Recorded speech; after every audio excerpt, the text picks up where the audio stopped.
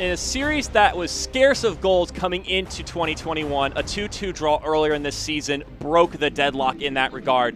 Welcome everyone to this League One broadcast presented by Dairyland. It's Forward Madison and the Greenville Triumph. Up until that fixture back in June, Madison had never scored a goal against the Triumph and are now trying to do it for the first time in the state of Wisconsin. You may see a couple of familiar faces if you're a fan of either of these teams. Some players who spent 2 years with the opposite squad are playing against their friends and foes here today as we take a look at the Dairyland standings.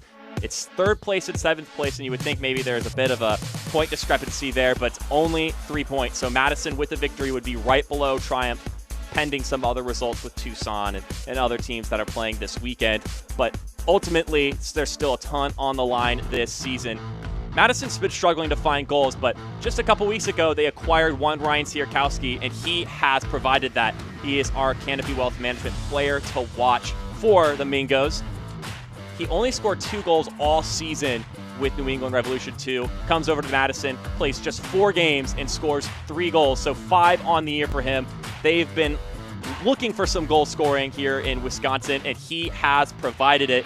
Meanwhile, on the opposite side, another guy who's gotten into the goal-scoring department recently is Aaron Walker. Has a pair of braces in the month of September, so definitely on the lookout for Player of the Month, following Madison's Aaron Malloy in the month of August. Only had 1 goal coming into September, but he had 2 goals against Toronto, and then just last weekend scored 2 goals against FC Tucson. He's a really smart player. John Hart's talked about how bright of a guy he is, but they've been focusing on that at Final 18, and those efforts the past few weeks of training have come to fruition in goals on the pitch. So although maybe in the past it's been a goal lackluster series, both these teams have been on the lookout for more goals moving forward. It's Forward Madison and the Greenville Triumph coming up next. Kickoff and lineups on ESPN+. Dairyland is getting there every day land. It's room for everyone land. It's post-retirement hobby land. Dairyland is driving to your first day of work land and spending Saturdays on the road land.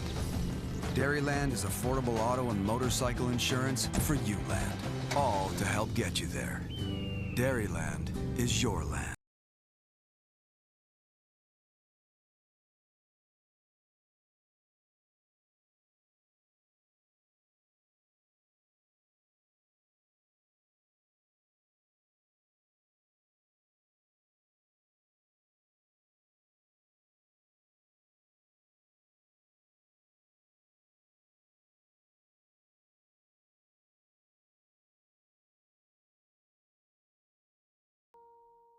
This is a Wisconsin farmer. She grows the locally sourced freshness, the freshness that complements the wild-caught salmon, the salmon that tees up the cheesecake that sweetens every moment. Festival Foods. We are Wisconsin.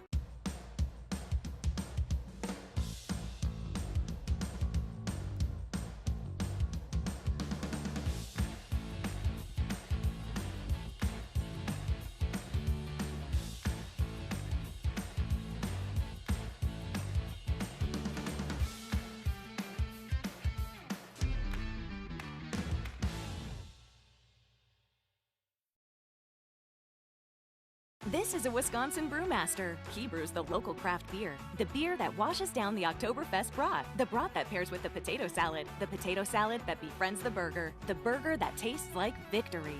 Festival Foods. We are Wisconsin.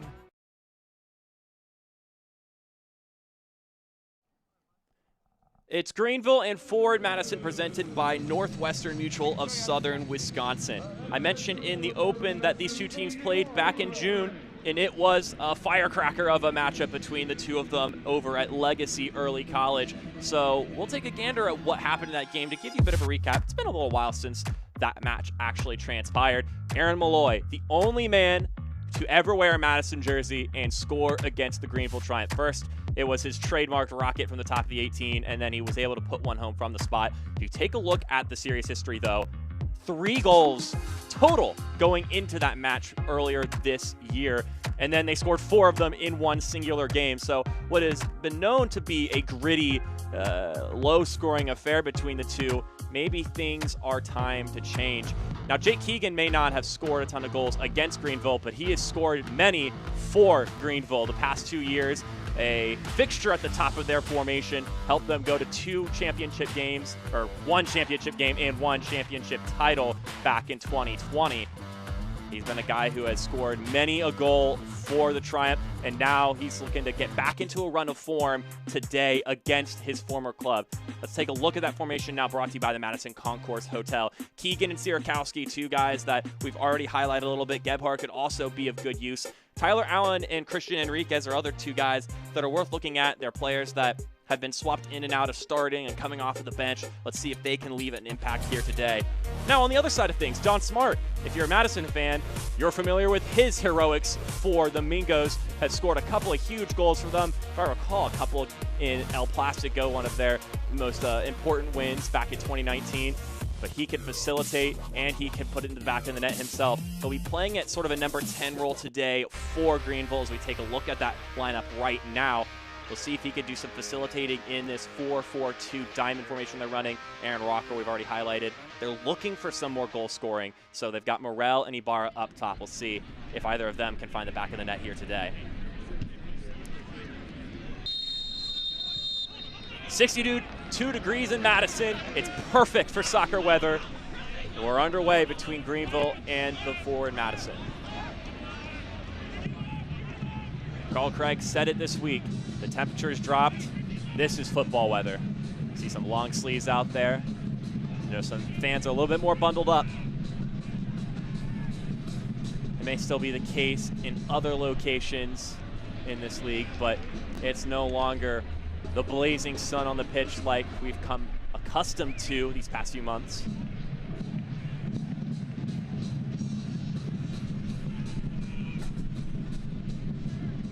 These are 2 teams that are typically known for their defense, but I think both were thinking goals here today.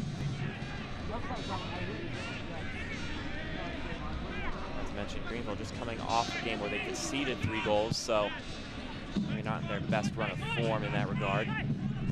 Madison may try to pounce. They were able to score both of their goals in that first game this season in that first 20 or so minutes.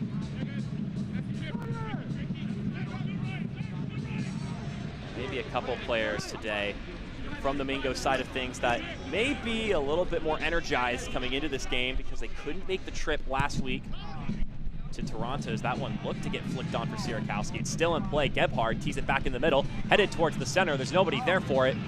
Hoofed away for now, and then we're going to get a whistle from our head official, Nabil Ben Salah, for the first time. Madison having a go early. Like I was saying, a lot of guys couldn't make that trip to Toronto due to Toronto's local restrictions, Jake Keegan being one of them. Carl Craig said the football from the guys who couldn't travel on Monday was vigorous. Next week starts the grind, so we need points today, and they've got some guys who are itching to get back on the pitch here today, and many of them are starting. So look forward to seeing that energy for the rest of this matchup. This one played inside. Here's Aaron Walker. He's on fire right now, but he can't get a shot off. Morel. This one gets swung inside, knotted away by Leonard.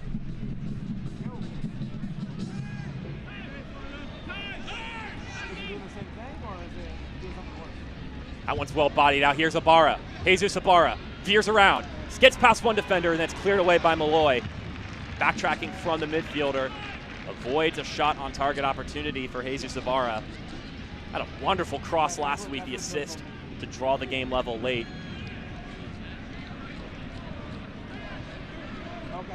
There's Walker again. Greenville holding the ball forward. Love to be aggressive early in the Triumph. That's a nice little ball. Morel. Able to chase after his touch. Finds his way to Smart. He tried to tee inside the booth, but to no luck. Skids off some feet. But Greenville will still hold the ball.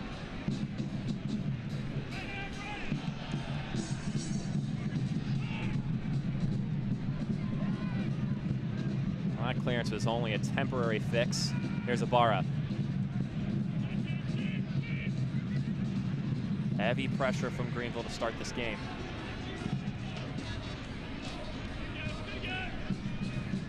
Ball doesn't find a Greenville Triumph player, but this one finds Walker. He's trying to weave through some traffic, can't do so. But their failed attempts are not resulting in Mingo possession. It has been a sustained little spell for the Triumph. The home side looking to change that right here.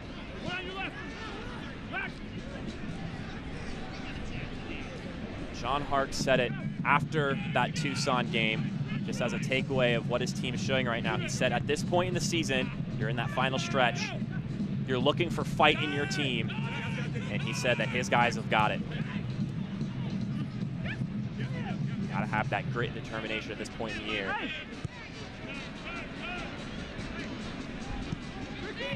When every game is so important, given the tightness of the table, you gotta have people who can show that grit game in and game out.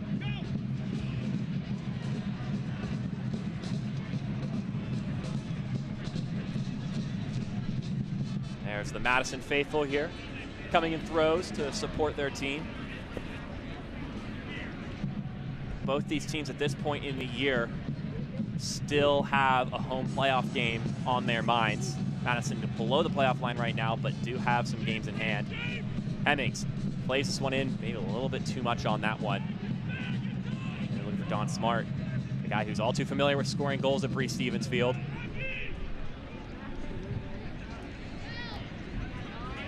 Got a great crowd here tonight, it seems.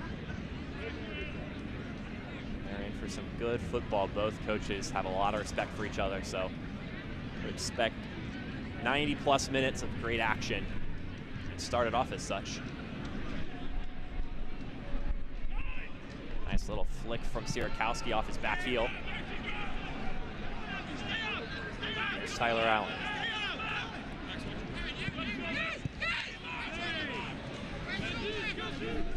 I mentioned that Toronto trip last week for Madison, a trip that no team really likes to make right now. A 1-1 draw. They had the lead for the majority of the match, but then an 89th minute equalizer from Antonoglu cut 3 points to 1 for the Mingos. But I think most teams just try to go into Toronto and go for that draw, but they went in attacking despite their lack of firepower. They were missing Keegan, Malloy, Gomez, Trimmingham. That's a lot of guys who score goals for Madison, and they still tried to put their foot on the pedal. Carl Craig said that. First off, the pitch was very different. He mentioned it was super slick, like a comb over, which is a funny little word choice, but of course, you just come to expect that with Carl Craig.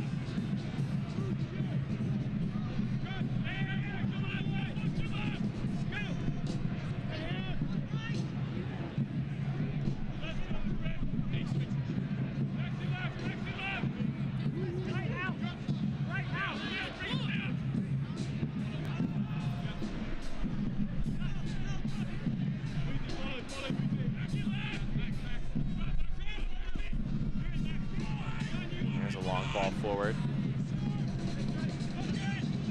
And you see those today from Madison trying to slip through this Triumph formation. Here's Smart. Getting closed down by Perez. Still able to progress.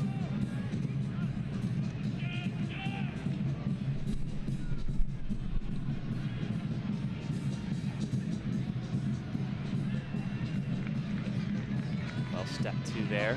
That ball be sent forward for Sierakowski.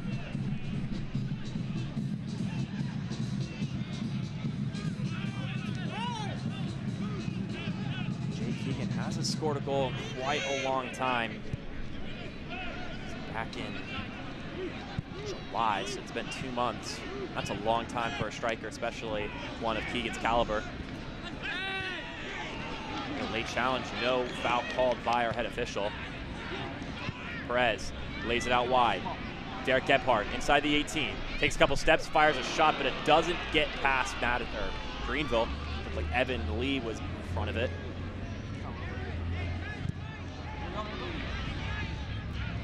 Oh, this one's given carelessly back. And it goes out for a corner kick. Our first of the match.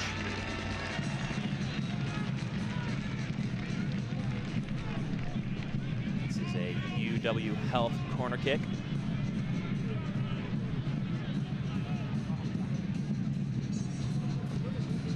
UW Health Sports Medicine, to be precise.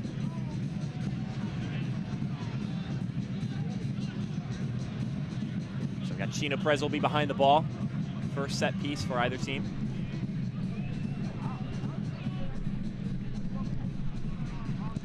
It's a low ball that's just pinged away by Aaron Walker.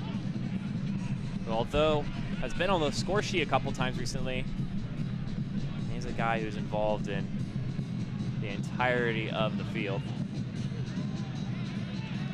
And that was dealt with, but maybe not to his standard. Abdi Muhammad, another corner.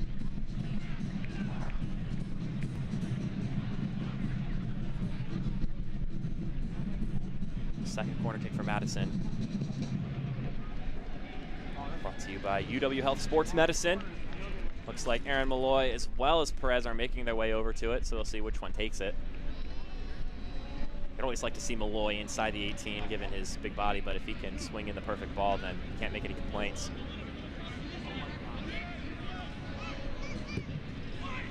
That one's also low, but could have been flicked on. It goes out. Corner kick number 3.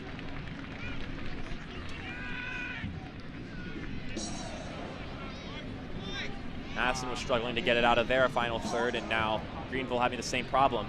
It's our third UW Health Sports Medicine corner kick, and it's Aaron Malloy for the second time in a row. That one stumbles inside. Looks like Greenville can run away with it. Morrell's able to keep his feet. Can't connect with Don Smart there.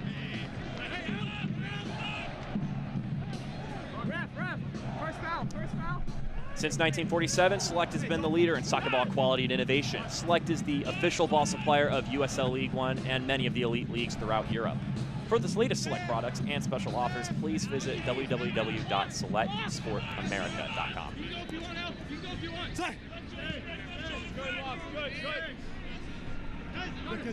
Right out, right!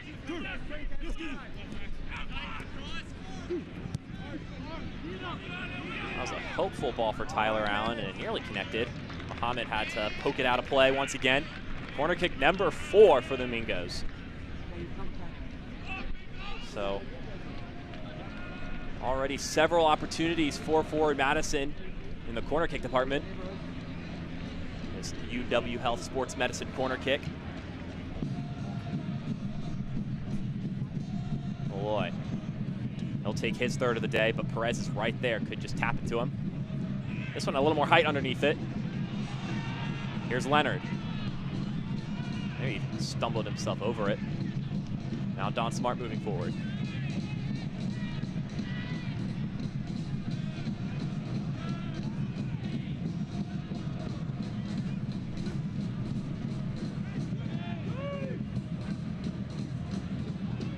Barr chips it to Smart. He'll play it back. Here's Booth. Andrew Booth decides to take it himself, and I think Phil Brino has been more threatened in his days as we take a look at the UW Health Sports Medicine injury report. I think the big one worth highlighting, Lachlan McLean, is questionable and is on the bench today, so may make an appearance in the second half. He did mention, though, John Hart's head coach of Greenville, that you got to be careful with him.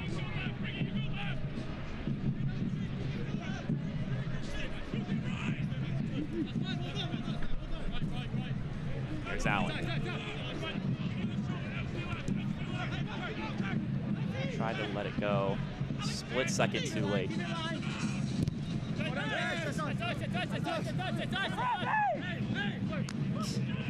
That'd be a Madison throw.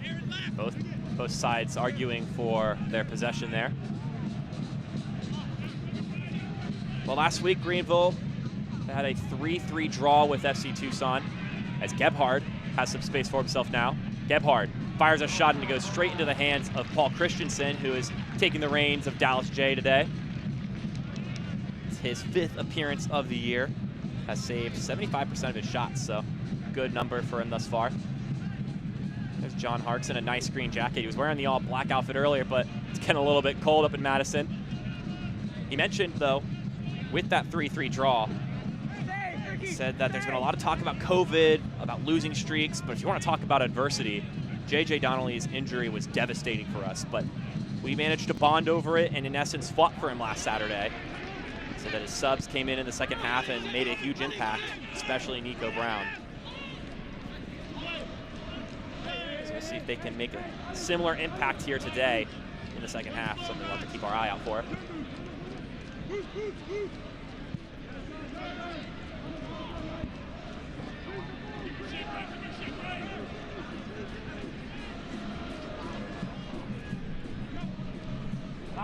That's a good little touch there from Tyler Allen.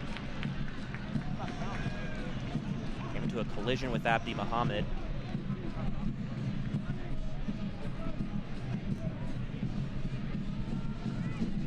A little slow to get up, but he's doing all right in the end. If you take a look at this Dairyland replay. Yeah. This is a case of the consequences of aggression. Both teams just going at it. Sometimes you suffer the consequences. It may hurt a little bit more as the temperature drops, but we're not in ice cold territory just yet. Only 60 degrees.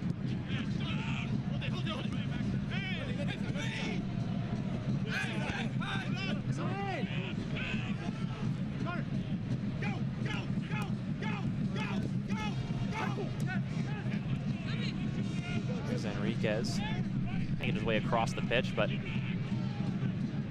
sound like players are constricted to their side of the field.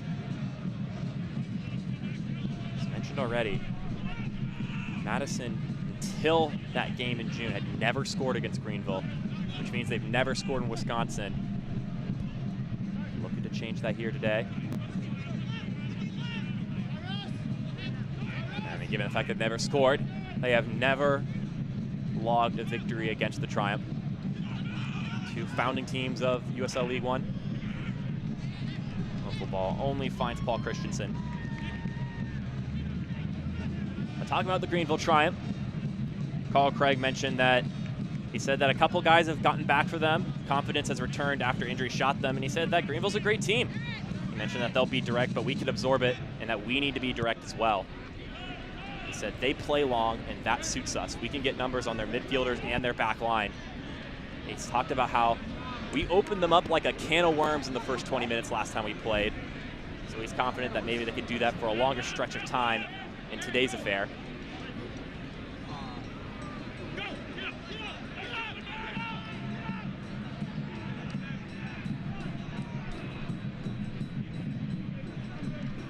This one flies well out of play. So I mentioned a little bit what Craig was saying, but let's take a look at our Dairyland keys to the game. For Greenville Triumph, it's about being opportunistic. They need some goal-scoring opportunities, and that comes from both players putting in that extra effort in the final third and other players putting themselves in the right spots to reap the benefits of those efforts. Meanwhile, on the Madison side of things, I said play smarter, because this is a team that, in a lot of essences, they are a smart team. Craig is confident that they're not going to crumble or get stretched by the Greenville side. He said that this team's not daft. They won't let themselves get put in sticky situations. But in the midfield and in the attack, he mentioned that he likes some more poise and some smarter decisions from his midfielders and from his strikers. So I think there's no better chance to hone that than against a team that's very well coached under John Harkes. So we're not going to get too many great chances carelessly placed down at your feet.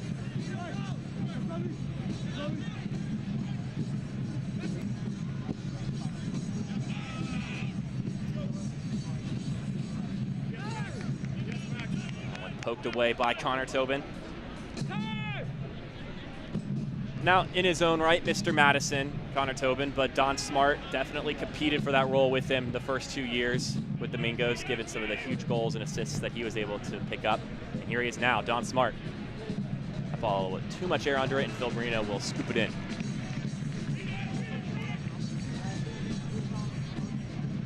There's the flock. Dancing, drumming, getting into it. It's an atmosphere that even John Harkes admits his players love playing in, and he loves what they do here.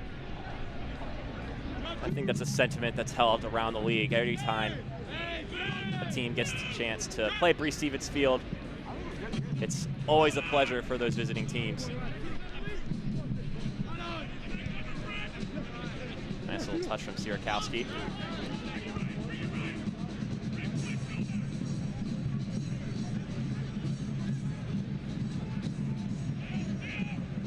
Always competitive games, these two, and Madison's a competitive team. John Harkes, like I mentioned, both guys have respect for each other, and he said that every matchup is tough, and when the opponents have got guys like Keegan, Malloy, Gomez.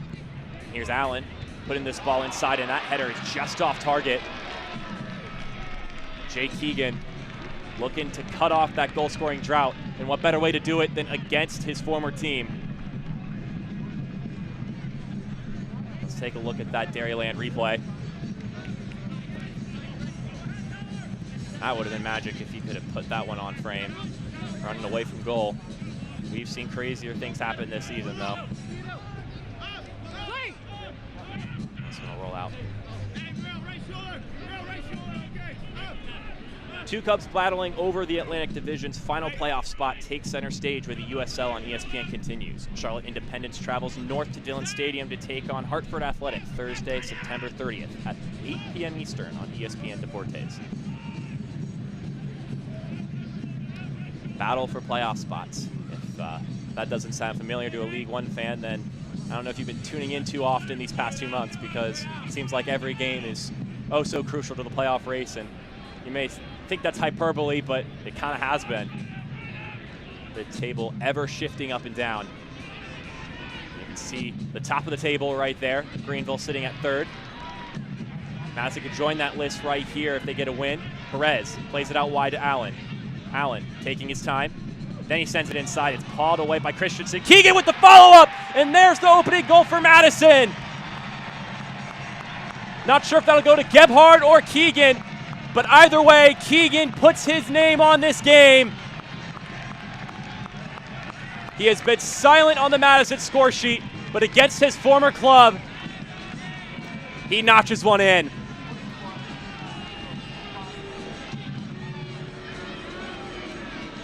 It is the first goal against Greenville in Madison. And Jake Keegan, a man who used to play for Greenville, tucks it away there. I think that is a Jake Keegan goal. May have gone over the line. Maybe looking back at this one again, though, because Derek Gebhard might have been offside. This Dairyland replay here as we take a look at it. I don't know. They're going to call it a goal. I think that the fair argument there is that although Gebhard may have been offside, that ball was going in either way, and it's not like Gebhard really impacted that play. So Jake Keegan, over 2 months since he has scored a goal, what better way to do it than that? Talking to Carl Craig about Keegan this week, that goal presented by Dairyland, by the way, I asked him, you know, what's going to get Keegan back onto the goal sheet? And Carl Craig mentioned that his demeanor had been a little bit down recently. I think any striker will get a little bit down on themselves if they don't score in such a long time. And then Carl Craig said that he did something he doesn't usually do, and he tipped his hand a little bit and teased Keegan's role in this lineup today, where he was going to sit up the top of the formation. And he mentioned that his body language just changed right there. And I imagine that Jake Keegan, the moment he knew he was going to get the chance to play against his former team, he knew he had to go out and prove something.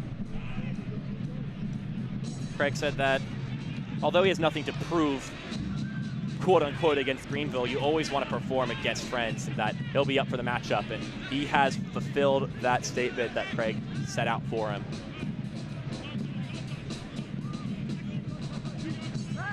His 7th goal of the year, Jake Keegan. Early in the year, he was in that race for the Golden Boot, but of course, having slowed down just a hair.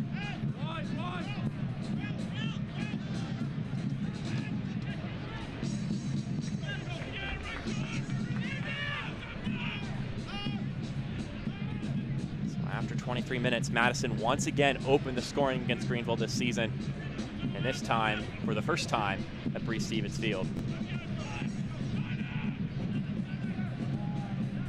You've seen some involvement from the wingbacks, seen some involvement from some of those players in the middle of the pitch. Carl Craig talked about the lack of goals they've been having recently. It's been a struggle that they've been working on all season long. He said that our midfielders have been too concerned with protecting the back, that they aren't getting in attacking positions. He said we're too deep and are not scoring because there aren't enough bodies moving forward. In many cases, it's been counterattacks that our best chances have been created. Outside of that, we've had too many one-shot offensive spells where you take one shot, it doesn't go in, and then that's the end of it. They don't pick up wherever the ball ends up. Something that Greenville's already done in this game here today. And they're looking to do it again here. That ball headed out of play. They crumpled on the ground there. Brandon Fricky and Connor Tobin, fellow defenders. There's Connor Tobin there. Carl Craig said we need to control the ball in their third, get up the park, and make the other team do the work, make them chase it around a little bit. I'll see if they can do that as this game moves on, especially now that they're up one. A familiar situation for them, but it's also all too familiar for them to concede and only get a point when everything is said and done. And then on the Greenville side of things, they were down on 2 separate occasions last weekend. Down 1-0 against Tucson, came back and took the lead, and then we're down 3-2 against Tucson and scored a late game leveler off of the substitute Nico Brown. I already mentioned how they've already faced tons of adversity this year, so they are well prepared for it, the reigning champions. One guy who's been able to score goals recently for Greenville, Aaron Walker. Highlighted him before the game started, 2 braces in the month of September. Talked to John Harkes about Aaron Walker a little bit and said, what's been the difference? What's clicked? And he said that Aaron Walker is a guy who comes into work every day, and he comes to work, if you get what I'm saying. And he said he's a super smart guy, and they've been pushing for him to get a coaching license because he just understands the big picture. It all comes to him. I never have to over-explain anything to him. He said that as we take a replay once again, and I know we've been pontificating about Jake Keegan. Unfortunately, we're getting the news that according to the stats, it's going to be logged as a Gebhardt goal. He does poke it in last second. Wasn't sure if they were going to count it as Keegan since it was already on his way into the back of the net. But it will be Derek Gebhardt, not Jake Keegan. But Keegan will work with a 4th assist this year. So, really in the end, it's about getting the goal is what matters. Gebhardt will get his 5th goal of the season, so creeping up on Jake Keegan for the goal-scoring leader for the Mingos this year. And ultimately, Keegan did the hard part.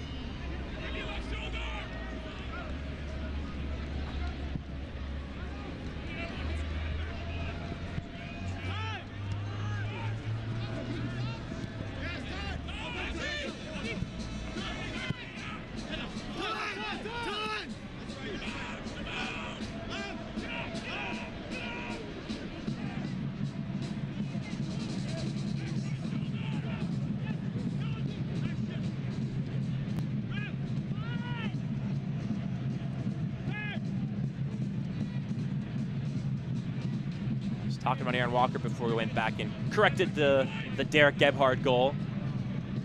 And he's a guy who gets everything, as I previously mentioned. But John Harkes said recently they've been focusing on that final 18 and honed in and narrowed it down to that when it comes to Aaron Walker's training. And now what you're seeing is the fruits of that labor. He's been able to move around right. Put some goals to his name. They're going to need an Aaron Walker goal here today in order to keep themselves in this matchup. Here's Lee moving forward. Evan Lee, the defender, still inside the 18. It's poked away at the last moment by Rad. Reno was coming out for it. Not sure if that was a miscommunication or if Lee was going to get to that before Brino. It doesn't result in a goal, so you can't complain but so much. It is a corner kick, though.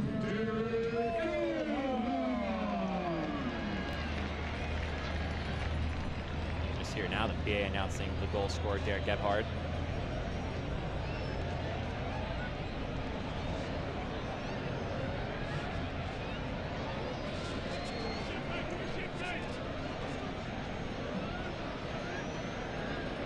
Abdi Muhammad be the one to take this corner kick. Be the first of the day for Greenville. Gets out of his teammates from the bench just behind him, giving him some words of advice. It's not a bad ball punched away by Brino. Here's Aaron Walker. It's deflected away by Sierakowski. The follow-up goes off a Madison player, and it looked like Leonard was trying to deflect that one away from the goal line, but it will be another corner kick. You don't want that ball to fall at that spot for Aaron Walker. Luckily, there was a wall of players between him and the goal. Would have been a tough ask from Aaron Walker to somehow tuck that one away. Last ball wasn't bad. This one's a little bit far. Smart. Chops that one into the air. Hopeful ball from him. Would have been a tough angle to play it back in anyway.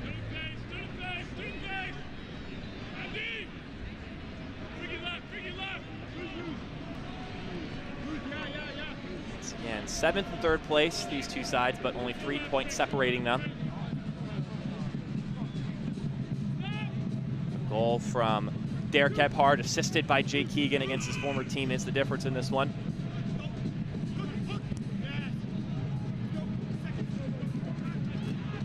Got some results. 93rd minute goal from Emiliano Terzaghi. Gets 3 points, much needed 3 points for the Richmond Kickers. And also puts Emiliano Terzaghi by himself at the top of the Golden Boot race. Meanwhile, Tucson have also scored against Omaha in what is a huge matchup today.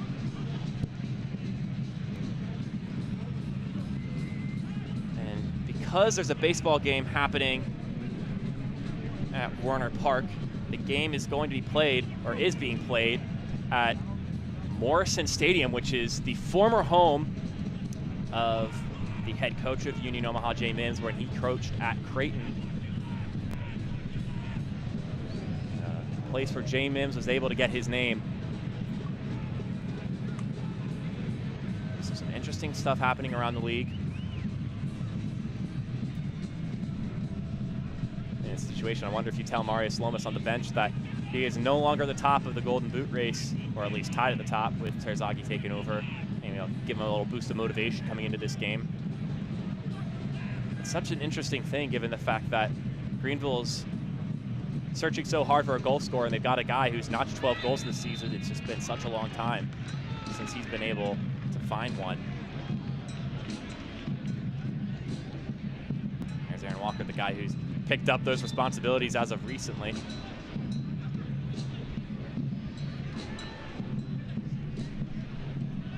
Mentioned a little bit about how Madison were able to open up the first game against Greenville. They did take a 2-0 lead in that one. Carl Craig said that going into the first match, I told the team that we need to be direct with them. And he said, it honestly surprised me how much we opened them up in the first 20 minutes. It was a conscious effort to drop bombs on them, and he was actually disappointed that they didn't get 3 points given how well they played in that affair. Maybe looking to right that wrong here tonight. Not unless Aaron Walker and the Triumph have anything to say about it. That's good defensive work from Leonard.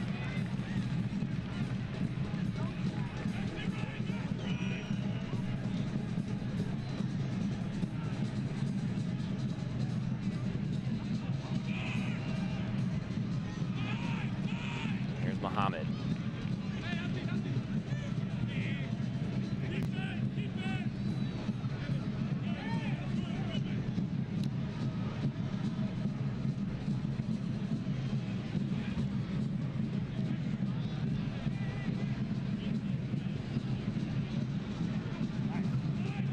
Almost some promise there for Greenville, but in the end, nothing comes of it.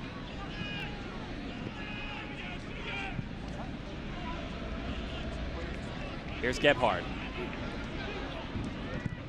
He's going to switch this to the middle. Christensen comes out for it. Trying to find Jake Keegan, the assister on the first goal. Keegan has an assist. Don Smart has been active in this one and heavily involved in the attacking half. See if he can get himself a real prime opportunity or set one up for one of his teammates, something Don Smart's known to do.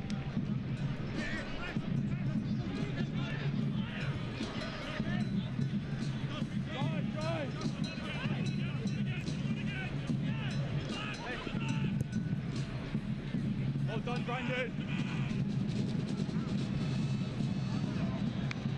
Oh, it's not the best cross on that right side, but I presume is Abdi Mohammed.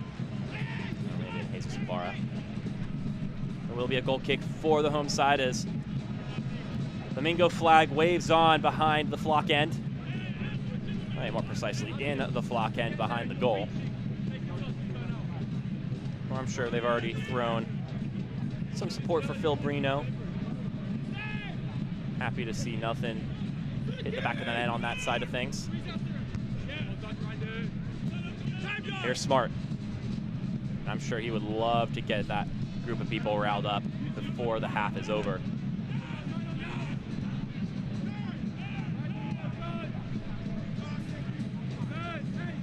Maybe a guy you wouldn't think about when it comes to familiar faces in this matchup, Tyler Polak, given the fact that it's not like he's a former Madison player, but he is someone that's very familiar to Carl Craig. Mentioned that spent some time with him at Minnesota United. So very used to what Polak brings to the game, 29-year-old defender from Lincoln, Nebraska. Lots of guys who are intertwined with the other team.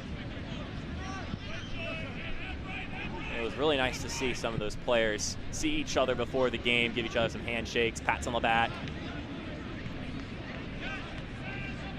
Lots of camaraderie between these two sides, but when that whistle blows, it's on.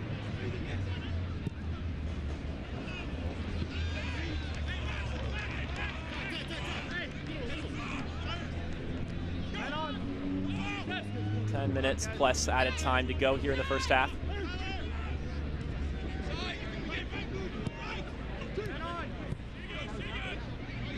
Here's Allen working on Mohammed. Nice little ball inside, deflected out though. Brad. Allen still on the ball despite being well covered. Here's Perez, fires a shot himself, but it goes straight into the gut. Bet Paul Christensen, not much for him. Gino Perez trying to get his first goal as a Mingo, has one assist after he set up Sierakowski last weekend.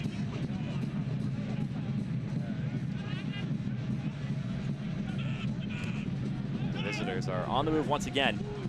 Here's Smart.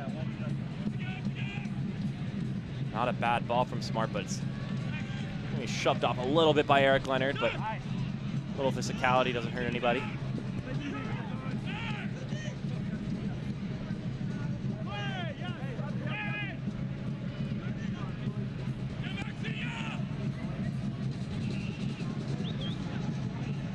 Got a lot to talk about at halftime, lots of scores to update you on.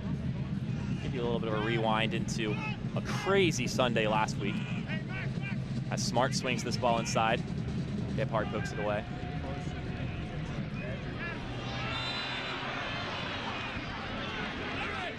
We're going to need a recap of what happened last Sunday. 14 goals in 3 games.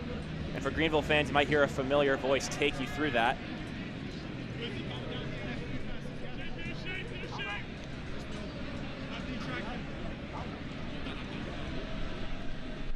Just getting word that Tucson goal against Omaha in what is a huge affair, especially for Madison with the way things stand right now. It was a 7th-minute PK. Charlie Dennis was the one who scored. Just came off a hat trick against Greenville, so Greenville, maybe that's not a name that still stings a little bit. Had a penalty kick in that one as well. But Charlie Dennis just turning it on recently. It's one of those players that you know he has it in him. You just wonder if it'll pop off at any given time during the season. He's had some slow moments throughout the year, but And he's a guy that when he is clicking, that is a tough man to stop. And that's a huge game for Madison fans, given the fact that if Madison win this game, it could be in 4th place, but Tucson may hold their ground in that regard should that result stand. They would even hop Greenville, go to 3rd place. I think undoubtedly the hottest team in the entire league, FC Tucson. A team that has proven not only the ability to score, but also hold fast and get some draws when need be, come back in games from behind. Out there, Gebhardt on the ground. 1 goal scorer here today. Take a look at that again on the Dairyland replay.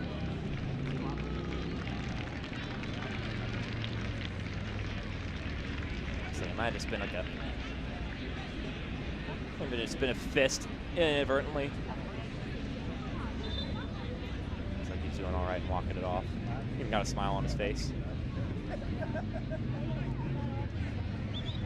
Gebhardt, 25 years old from Blue Hill, Maine.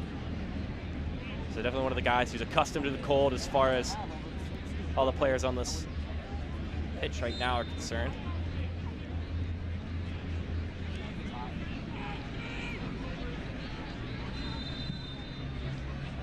Foul in favor of the Triumph.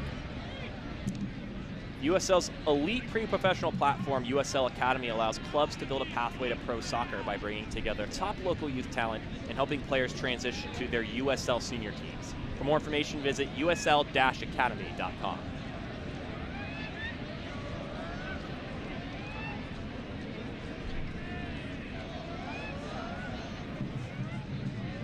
Behind, but most certainly not out of it, the Greenville Triumph have another chance via a free kick. As I mentioned previously, came back from behind on 2 separate occasions last weekend. It's actually the first time that a team that scored 3 goals did not win a game this season. That 3-3 draw, of course. 3 had been the magic number so far this season to get 3 points, but Legacy Early College had 6 goals.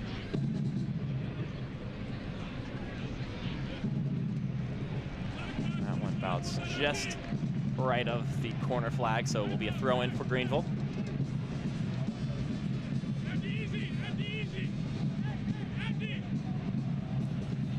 Shown they can bring the pressure for spells here at Bree Stevens Field today.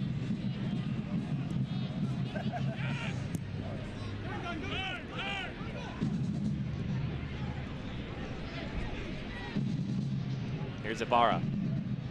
This ball's deflected, and that was a little wonky there between Tyler Allen, Phil Brino, and the rest of the Madison defense, but in the end, the result remains the same.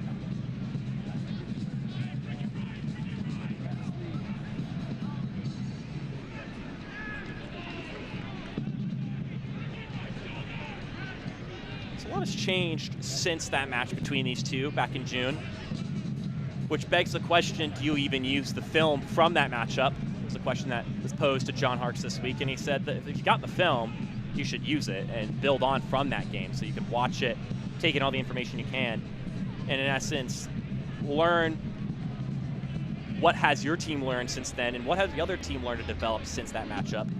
And John Harkes began to then list off the results of Madison's previous 4 or 5 games. So not that you would assume that a head coach wouldn't be well studied, but the fact that he's kind of had it backlogged into his brain was still something that I noted as impressive.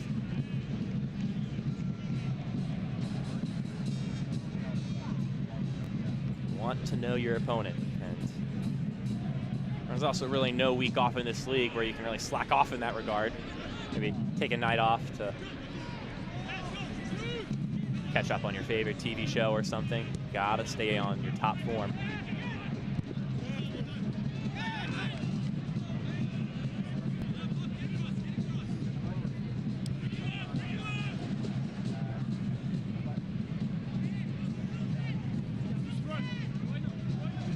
Seen a lot of involvement today from Tyler Allen. They've been favoring that left wing. And here's Enriquez, who is drawn in as the right wing back, but he's made his way all the way across the pitch once again. Gebhardt gives it to Enriquez. Now in a more natural spot. That ball can connect with any teammates, and it'll be Greenville ball once again. Part of the pitch that Carl Craig doesn't necessarily, I guess, across the board, he's not too stuffy about positions and staying in their spots, Carl Craig, but he mentioned that they've been working out those kinks in the middle of the field. And Carl Craig stressed that his guys in the middle of the pitch, there doesn't need to be a concrete role for each of them, and that they need to function as a unit, and that each person can fulfill a given role at any given time, and you're seeing that from Enriquez in this game thus far. You don't have to just sit on the right. You don't have to be the more aggressive midfielder. You could be the aggressive midfielder for one moment and then be the guy who tracks back and covers for another teammate in another moment. Fluidity and creativity is something that Carl Craig is big about.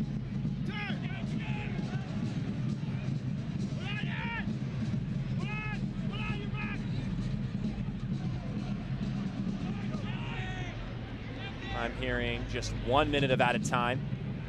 Here's Polak, still going through, and then it trickles to the feet of a Madison defender who just boots it away. Paul Christensen come well off his line, but there's nobody there to threaten him, so not too much risk in that far, in that back.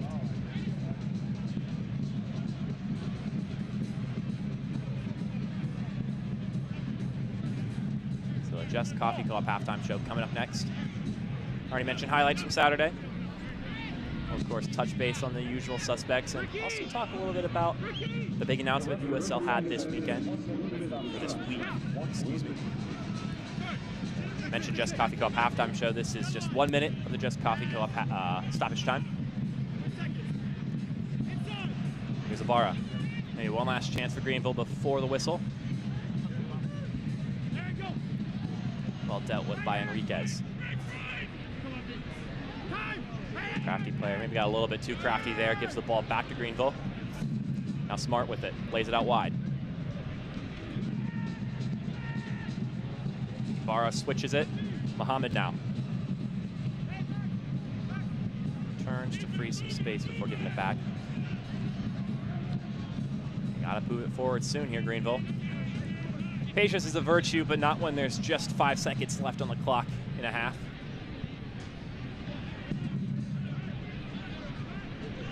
Surprise, the whistle's blown right here, and it is. So after 45, Ford Madison are able to break the curse of no goals against Greenville and Madison. It's Derek Gebhard who scored the goal. We're going to go to a break. When we come back, we'll have the Just Coffee Club halftime show right here on ESPN+.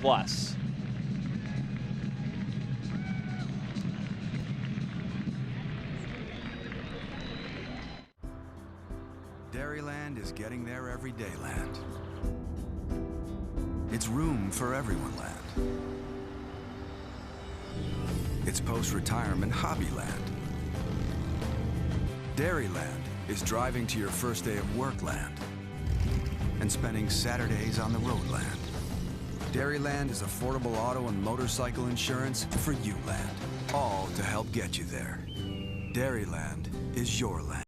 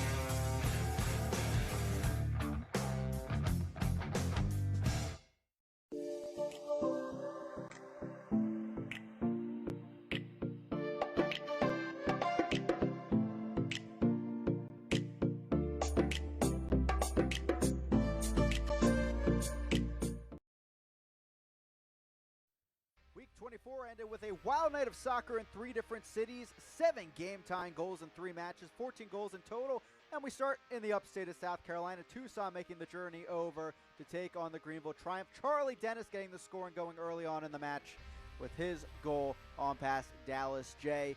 And it was Greenville that would equalize on their home field. Aaron Walker at the PK spot, and 1-1 in Greenville. Greenville able to get back on top, though, with the help of Lomas, Booth, and then Aaron Walker. A brace on the night for Walker, as he has found his goal-scoring form of late. 2-1 Greenville. But wait, more PKs in this one. 1 for each side. It's the 8th time that's happened in league history, as Tucson getting yet another goal from Charlie Dennis, this time from the spot. A brace for him, but wait, a hat trick coming to him. 3-2, Tucson leads it off of the corner kick.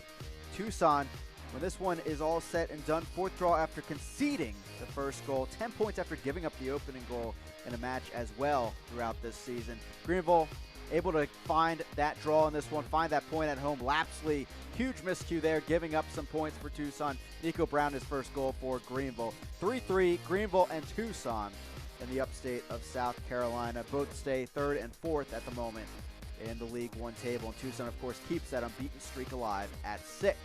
Omaha, North Texas draws in their last 3 meetings here in USL League One. Viader gets the scoring going early on with his 5th of the season, powering one in from the top of the box for the left back of Union Omaha as they led on the road early on. North Texas, they would respond through El Medcar and their build-up here in Choctaw Stadium. On by Nuhu it goes, and 1-1 between the two sides on this Sunday night. Now, North Texas, we know they can spread it. They love to score and get the ball on down the field, and they do that right here to take the 2-1 lead against Nuhu and Union Omaha. Vargas with the goal into net on this one. North Texas has led in 9 of its 11 home matches this season. 3 more matches at home still to come for them as we finish off the season. Evan Conway, injury troubles the last few months. Good to see him get a goal back here, and once again in his career, it's against North Texas, tying things up 2-2 and salvaging a point for Union Omaha. Did need to see some work late from North Texas on defense and against Evan Conway as well to keep this at 2-2, but they get it done. North Texas winless in their last 7. Union Omaha not able to equalize on the table with Chattanooga, but they do have 2 matches in hand on the Red Wolves as we continue into week 25 this week. Curry and Fort Lauderdale getting things going early on in the first half with a goal here on past Pablo Jara, who unfortunately had to leave the match due to injury in the 28th minute. Carlos Aviles, the former North Texas SC keeper, coming in instead as the match went deeper into the night. Marco Micheletto getting some help from Azad Liadi here. Liadi, 5 goals in his last 4 matches, has been so strong in his goal-scoring form of late in the second half of the campaign. Included in that run, 4 straight matches he has scored a goal. George Acosta, he loves the assist, but he loves the goal of late. 3 goals in the last 4, including this one, scooping it over the top of Aviles, who came on for the injured Jara, and getting Fort Lauderdale back on top, 2-1 in this battle. Marco Micheletto, though, he wanted to get into double figures goal scoring this season. He does here with this header, equalizing everything at 2-2. And also in the League One record books, tied for 2nd in career scoring, just 1 behind Emiliano Terzaghi at this point. And here's your scoreboard from Sunday night. 14 goals, but just 6 points awarded. Crazy night in USL League One that leaves more questions than answers entering week 25. Coming up, more halftime. We'll take a larger look around the USL.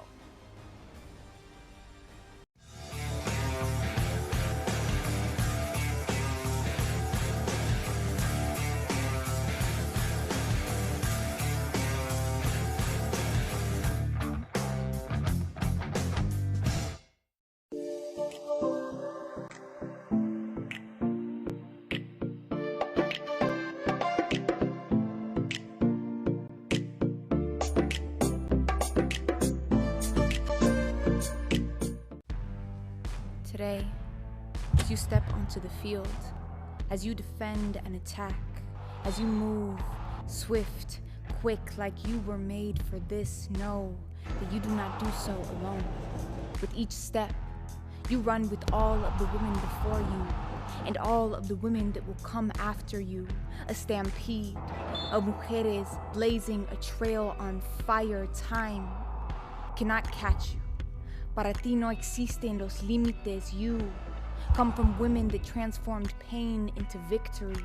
Women that accepted impossible as a challenge. A challenge is brought to you and you do not turn away. Your journey today awaits you and you do not step down. You step into your purpose. You step strong. Con toda la fuerza de mujer. You step up.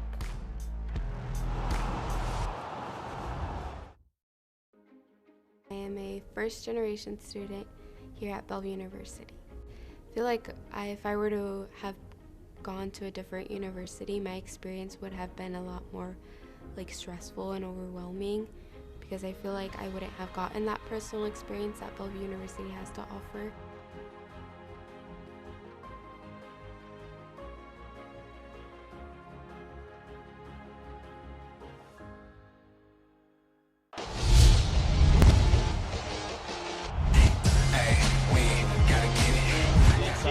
Tees it up, what a strike, and what a goal! Hartford has a goal! His right-footed shot, and it's in! Knocked away. Looking for Para, could fall for an opportunity here, the shot comes in! Oh, it's brilliant!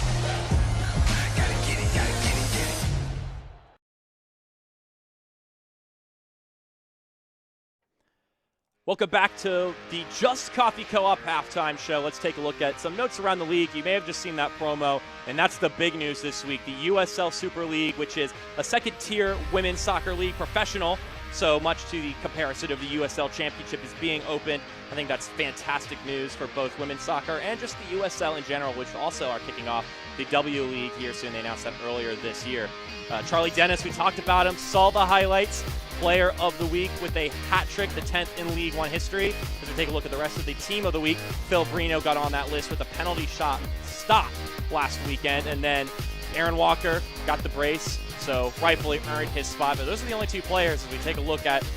Coming into today, we had the goal-scoring leaders. It had been a long time since a lot of these guys had scored, but Emiliano Terzaghi is now the leader with 13 goals, passing Mario Slomes, who has been holding it for most of the season with 13 now. Now let's take a look at the goals against leaders. Although a ton of goals on the week is great for fans, not too great for goalkeepers. Tim Choke and Rashid Newhill still at the top of that list. Akira Fitzgerald makes his way back onto the list after a couple of other keepers suffered from those goal-happy affairs on Sunday. Moving ahead, we've got some of the scores from around the league. The Red Wolves and New England Revolution, two teams that typically score some goals. 0-0 at the 89th minute going into stoppage time. Tucson with the lead. Richmond with the last-second winner. And then we also got the fixture scores from the past weekend. Those scoreboard brought to you by Dairyland. Now let's take a look at what we've got tomorrow. We got one more game in week 25. It'll also be the final match of the month of September. North Texas against North Carolina FC. This is a game that went very well for North Texas at Choctaw Stadium, but when is the game not going too well for North Texas at home? This one will be over in Cary, North Carolina. It'll also be Bark at the Park. So if you're a North Carolina fan, they'll be looking to bring out their dogs, get a little loud and rowdy, bring some treats, and make sure the dog doesn't get on the field to chase the ball themselves. Let's take a look at the upcoming schedule outside of that, brought to you by Dairyland. 4 games this Friday, 4 of them. So if you're a big League One soccer fan, you can start it off at 4 o'clock and then tune in at 8 for Tormenta and Union Omaha. But with that, that concludes our halftime show for this segment. We'll have highlights and stats coming up next on ESPN+.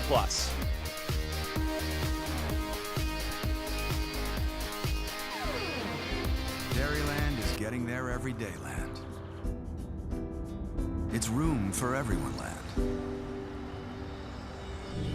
It's post-retirement hobby land. Dairyland is driving to your first day of work land and spending Saturdays on the road land. Dairyland is affordable auto and motorcycle insurance for you land, all to help get you there. Dairyland is your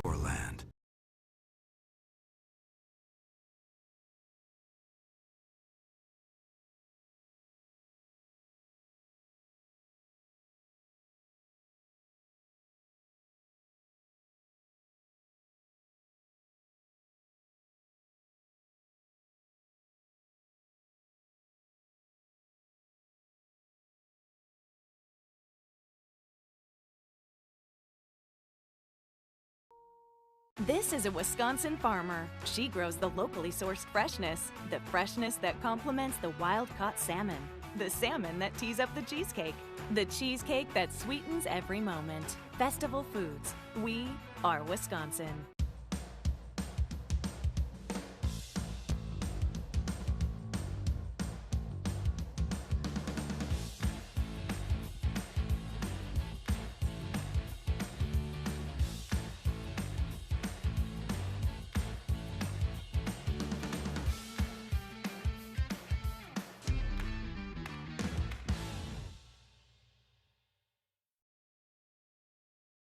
This is a Wisconsin brewmaster. He brews the local craft beer, the beer that washes down the Oktoberfest brat, the brat that pairs with the potato salad that befriends the burger that tastes like victory. Festival Foods. We are Wisconsin. The Dental Health Associates fans of the game are the Holtz and Wagner family. Thank you for being part of our Ford Madison family. Congratulations to them as we welcome you back for the tail end of the Just Coffee Co-op halftime show. It's 1-0 between Ford Madison and the Greenville Triumph. Let's take a look at those first half highlights. Brought to you by Heartland Credit Union. Got some great fans wearing some wonderful outfits today here at Breese Stevens Field. Just had to sneak that one in for you. Derek Gebhardt got some shots in early, and he would get rewarded later in this game. If you're able to tune in, you'll see it here.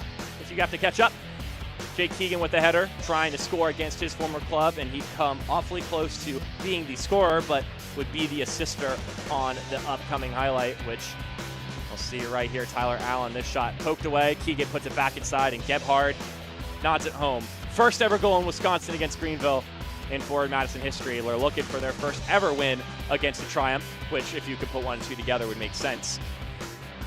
And it kept coming on. Gino Perez still looking for that first goal as Amigos. We take a look at the Rhyme halftime stats. It's been a pretty even affair outside of that.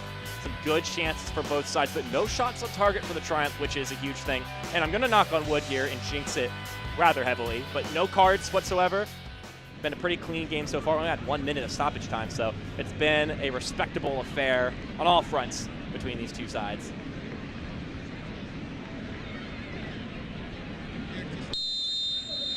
And the second half has begun. Greenville and Madison. It was a 2-2 thriller last time they played. We may have another good one on our hands after 45. Smart. Former Mingo. Been involved in this game. Here's Ibarra. Tries to curl it inside, tapped away from Greenville. I want to mention this. Moments after we gave you the halftime score, or the score at halftime for New England and Chattanooga, the New England Revolution, on the behest of Damian Rivera, have scored late game at CHI Memorial Stadium. Which means they're going to walk away with 3 points. The first team to do so at CHI Memorial Stadium this season. The first home loss for Chattanooga this year. Chattanooga has been Chattanooga, if you will. This time in front of their home fans. And I'm sure Union Omaha are looking up at that with delight. In Greenville, Tucson, and maybe even Ford Madison, maybe a little bit far for them, but they do have a lot of games in hand. Always love to see a bit of weakness from teams at the top of the table. But alas, that is a different game. We have got one that both teams still have a lot on their plate here today. Still a lot on the line between these two.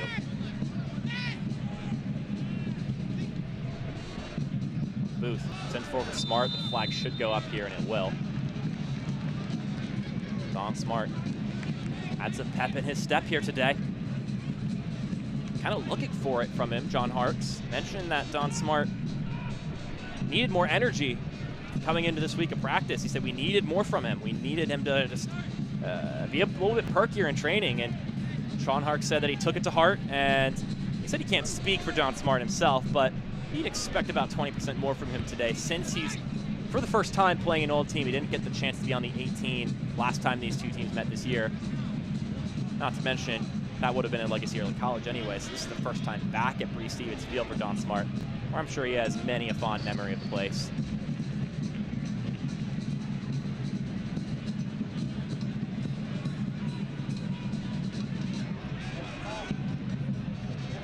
that scoreline. 1-0 for the Revolution. That is quite the result. I'd say you don't see it often, but you haven't seen it in 2021.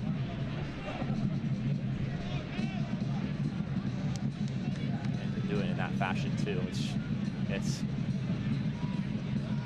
in a way, it's poetry. And that's what this League One season has just been wonderful story after wonderful story. And we've had one today, Jake Keegan getting himself involved after being out of the goal-scoring realm for quite a while, was able to notch an assist in the first half. Don Smart might try to add to that allure here today. He's got about 45 minutes to do so.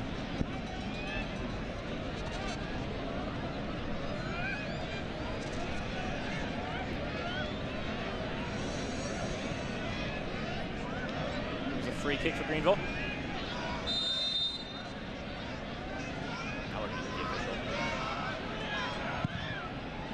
That's not a bad ball. It's nodded away by Leonard. Smart could bring this one down. Does well to shrug off Perez and will most likely draw the foul, I would think. Perez was getting a little handsy there. Crumbling all over Don Smart. I'll take a look at that on the Dairyland replay. Yeah, on tug. Grabbed his arm. That'll get you the whistle anytime.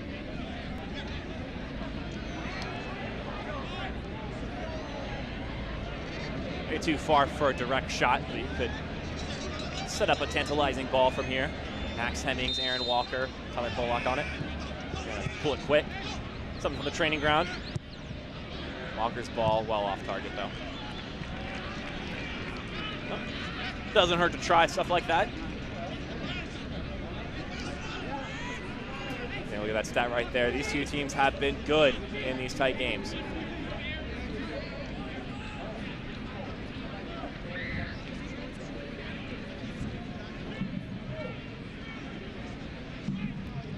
Brino will be the one to line up and take this goal kick for him, for forward Madison. So I keep bringing up Don Smart, Jake Keegan. We may see Carlos Gomez, former Triumph player, should he make an appearance off the bench here in the second half. Lots of familiar faces between these two sides. Not a great ball from Ibarra, gives it right back to the Mingos.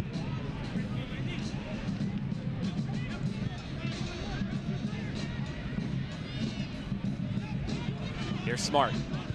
Turns around, lays it out wide. Booth taps it. Hemmings puts it inside. He's not able to connect with Smart. They're trying. They're plugging. Muhammad steps to this one. Keegan a little bit lackadaisical there. That's a nice little ball forward. Like many offensive chances, it ends up at the feet of Aaron Malloy. Greenville again. Ibarra.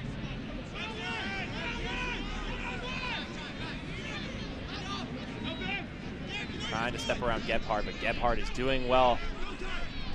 Striker on striker conflict here. And they are still tussling away at it.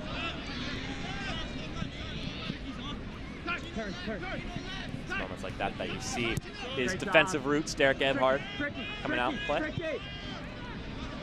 I keep bringing up these familiar faces, so I asked John Hart, what's it like playing old friends? Guys that used to be on your team.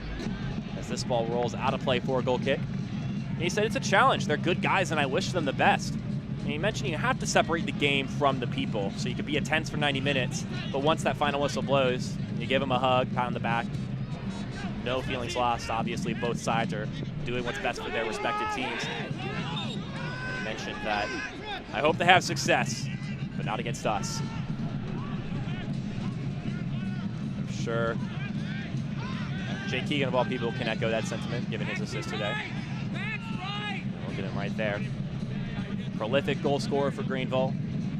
One of the many reasons they won the title last year in 2020 and made it to the title game in 2019 as the sole assist of this game.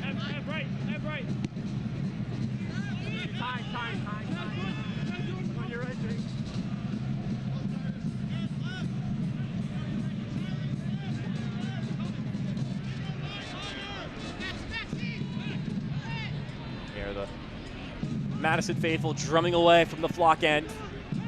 Yeah, bringing the energy tonight. It looks like a great crowd in attendance here.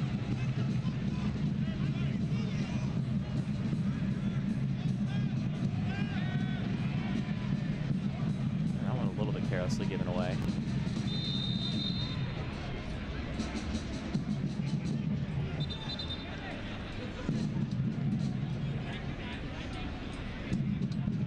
Players got tangled up. It will be a Greenville free kick as a result.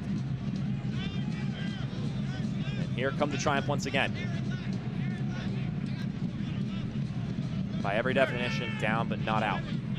Here's Ibarra. They'll switch it over. That was a nice touch. Mohamed's ball deflected up into the air. Has to get headed away by Leonard. Ibarra has it now. Tees back to the top for Polak, and it's off the shins of Leonard, I believe, and will go out for another Greenville throw. It's been a lot of Greenville's chances today. They love when that ball trickles into the penalty area, right by the penalty spot, but there have been Madison players in the way of those typically open shots that they've found themselves in previous games. This one teed up in Booth's header, doesn't have a lot of pace on it, spins its way to Phil Brino. But the attack continues. And although playing from behind, on the flip side of things, Madison are too used to playing ahead and not coming away with a victory. Too often they score first and concede that draw. 10 draws on the year. And Captain Obvious will say that's better than losing, but they also only have one more win than North Carolina FC, who sit at the bottom of the table. So definitely points have been left on the board for the home side.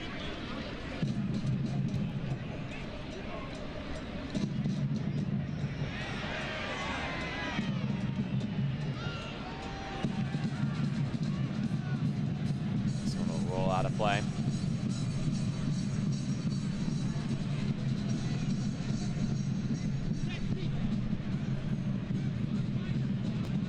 Can't watch the match? Turn on SiriusXM FC 157, North America's only 24/7 source of soccer radio. Featuring Ray Hudson, Tony Miola, Rodney Marsh, and USL All Access with Mike Watts and Devin Kerr every Tuesday night at 7 Eastern. You can also hear live action from the USL, MLS, Premier League, and more, all on SiriusXM FC 157 and the SXM app.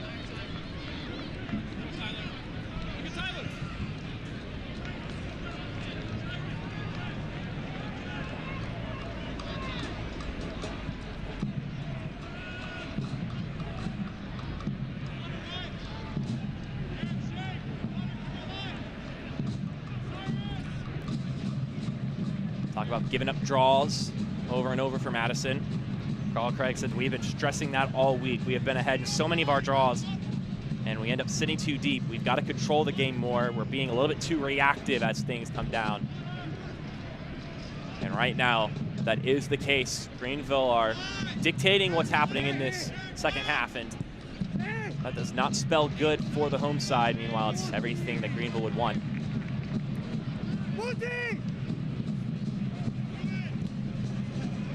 Here comes Ibarra.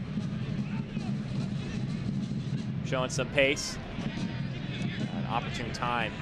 Tobin's able to stick in his foot.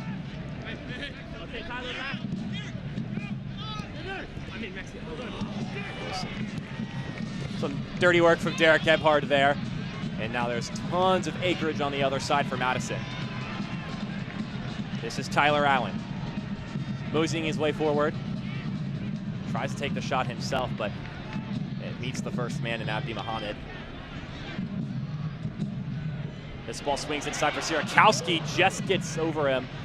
Christensen got his hands on it.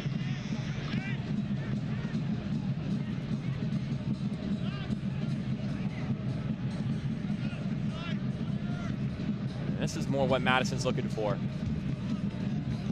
Try to hold the ball in that attacking half, more particularly in that attacking third.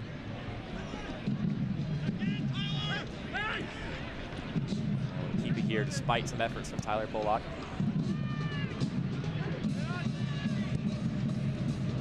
A neat little pass.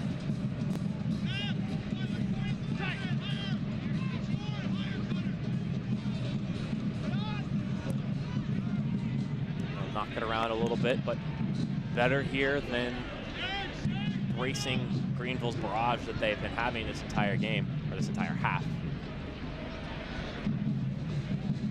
That's well escorted out by Muhammad. He'll quickly retake it, but not. They won't allow it because we need to get a substitution in, and it will be Greenville substitution, Alan Gavilanes. And Don Smart will make his way off the pitch. So he will not be in the story of this game as we get this festival food substitution. He had his mark on the game, but nothing on the score sheet, which I'm sure he'll be bummed out about, especially given his opposite and Jake Keegan was able to get involved. But maybe the young guy, Gavilanes, 22 years old, perhaps he's the spark they need. Been a slippery guy, Gavilanes.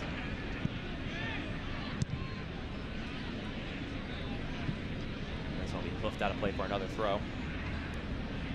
A new era of Division II professional women's soccer begins in 2023 with the introduction of the USL Super League. Head over to uslsoccer.com/USL Super League to learn more. Huge news in that regard for the USL. Now they've got a structure similar to that of the men's side. You've got the Y League, the Academy system. And then you've got the USLW League, which mirrors that of USL League 2. And then you got the Super League, which is that of USL League 1 and USL Championship. Already talked about how the pay is going to be the same for both sides. And as someone who's gotten the pleasure and benefit of calling a lot of NCAA women's soccer, there's a ton of talent that doesn't make it to the NWSL that most deservedly deserves a great team here in the States and can put on a show. Gavilanes gets that ball laid out a little bit wide. Maybe a Madison throw.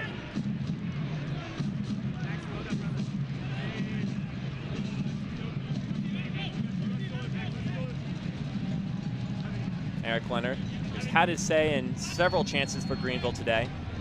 He's done his part. Slides over to Booth, though. Muhammad. Hennings with a cheeky little ball. Gets it back to him. He'll poke it out.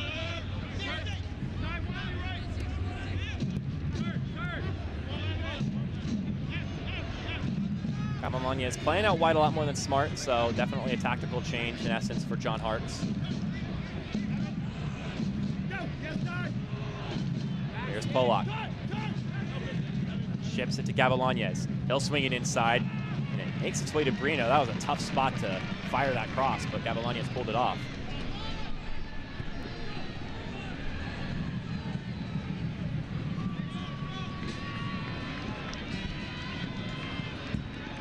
Good tackle there from Muhammad. Stay in Madison's possession, but good effort from his part. And effort's what Greenville have been looking for when it comes to scoring those goals. It's one that they've found themselves benefiting from recently. It's when one player gets that ball into the 18, makes the extra effort, and although it may not be on the scoring end of things, his extra step, extra tackle, his extra push against the opposing team has resulted in the ball squeaking out in an opportune spot for a teammate to put away an easy goal. Happens a lot to Greenville. Pointed it out, and John Hartz said, yeah, we've been talking about that this week, so coincidence that here we are talking about it now. We're going to get a free kick for Madison. This is a good little spot for Chino Perez or Aaron Malloy to wind one up. Get a look at it again and see if it's in direct range. I think Aaron Malloy would argue just about anything is, but it's the reasonable distance, or if this is more one you got to swing in.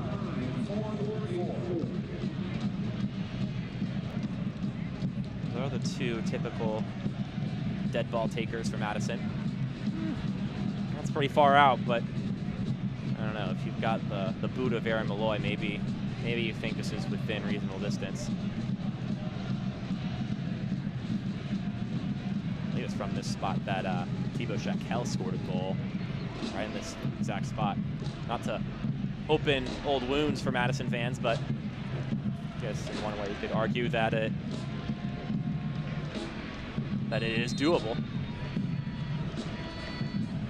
Malloy, he does take it himself, and oh, that would have been a good shot, just not quite on target. Oh man, that one had the pace, it had the height, just a hair wide. Not sure if Christensen would have been ready for that. That one was a laser. Well, I guess that answers your question, though. If that's within Aaron Malloy range, I think the answer is a definite yes.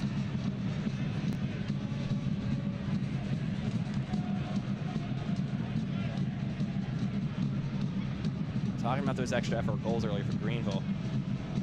He said that, or John Harks mentioned that maybe that extra push may not win you the ball back, but it gives your team a chance to capitalize off of your work. And he said we've been needing that kind of grittiness. It's something that Noah Pilato typically brings to the squad, but obviously he's been out for the majority of the season. And he said, though, that's made its way around to his other players, and now he's got a gritty team. Said it early in the match. They've got that fight now, Greenville. They've fought through many different kinds of adversity this season. I think most teams can say they have, but Greenville definitely have had some storybook line adversities so far this year. Avalonez can't get it past Leonard, who has been marvelous today. Eric Leonard, he has done his part. I always highlight Connor Tobin, but Leonard's been around the block with this side too. A little heavy on his feet, Jesus Ibarra there. Again, that's a throw.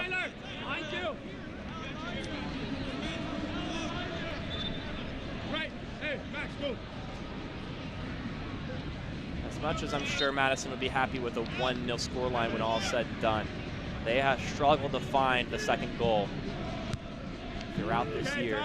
They'll be looking to gain it here today in order to ensure they can get 3 points. They continue to try and tinker and figure out what'll get them the best goal-scoring opportunities. And Carl Craig said that we've tried a couple things in practice and figure out how to get an uptick in scoring, but in the end, you got to be careful to not rattle the guys who are in form. You mentioned Ryan Sierkowski, Aaron Malloy. You don't want to mess up their mojo, if you will. The words he used were, we don't want to rock their boats.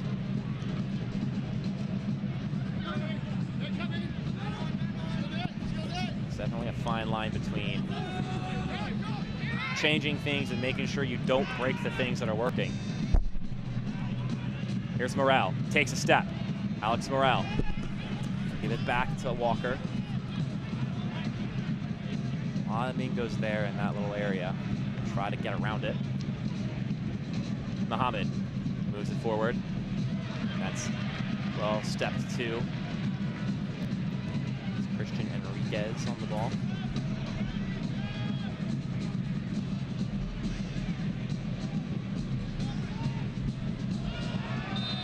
Able to draw the foul there with the confident flick of the ball into the air. They'll quickly retake it. Here's Gebhard. This is a specialty right here, one-on-one in space. That's a wonderful tackle there. Alan Gavilanez. That takes some guts. In the open field, a quick guy like Gebhard. He's massive ball once again, but that effort won't go unnoticed.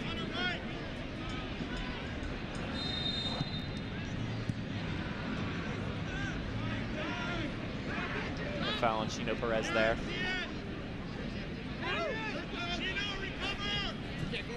Still pretty good on this side of things as far as fouls are concerned. No cards yet.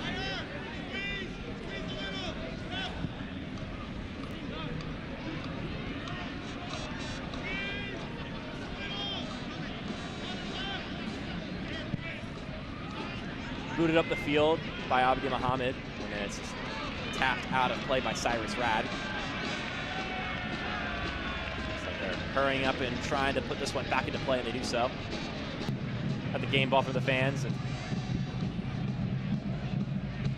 got some kids approaching the man who caught the ball.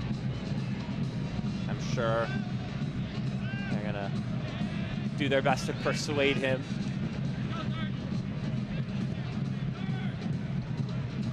I don't know about that, fan, but that would be tough to argue against.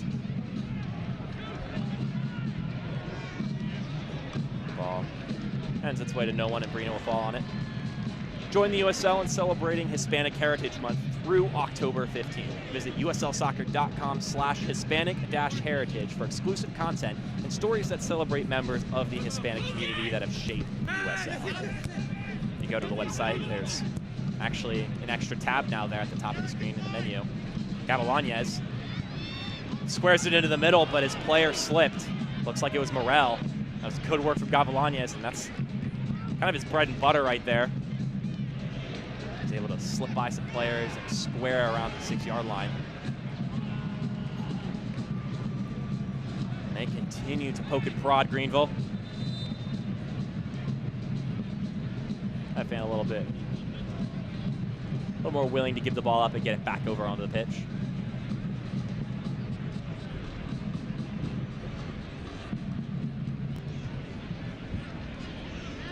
This energy, this atmosphere. Hearing it all night. Already mentioned John Hartz is big about it. We got Connor Tobin down, getting stretched out by his keeper. That man's the core of the team, Tobin. Make sure he's well tended to.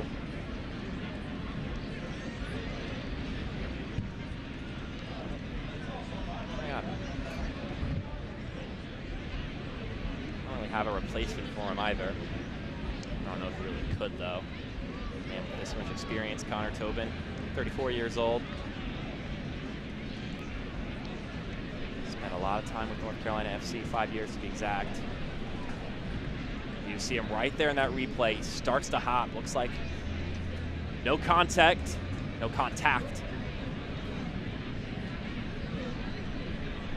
Pulled or stretched something, but I'm no doctor, so I'll leave that to the trainers.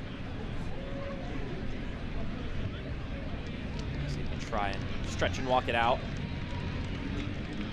Especially when you're trying to hold on to a lead. That may be the last guy you want to see leave the pitch, so hopefully he could get waved back on and not subbed off.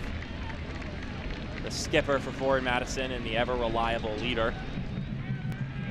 Carl Craig's talked about how he's a guy that he just takes control of the back three and you don't really have to worry about issuing commands.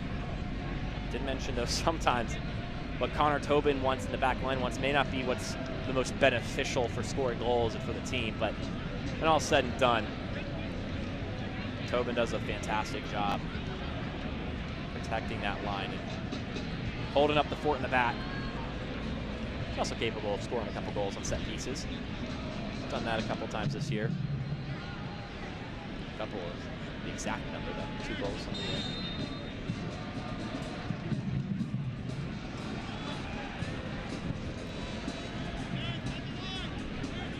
Some substitutions from the Triumph here soon. Substitutions was an aspect of last week that Hartz highlighted and said that they came in and made an impact. I think Gavilanes has come in and showed some fire. Connor Tobin's been weighed back into the game, so no need to hold your breath, Madison fans, at least for now. 20 minutes left to go. You may be clenching rather tightly.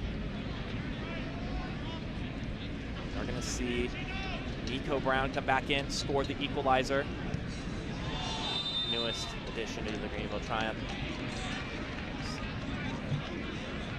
Finally got to make his impact in his 3rd game. It's also a face that we haven't seen in quite a while making his return, so that'll be fun. We'll wait to wave them into the game once the substitution is called.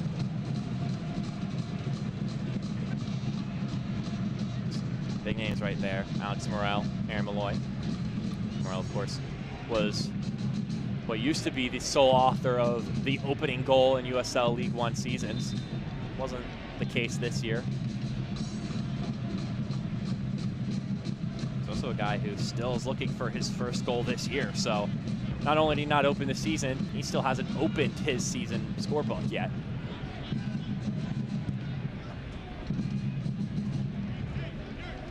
Guys that maybe are looking to pick up those goal-scoring responsibilities for the Triumph.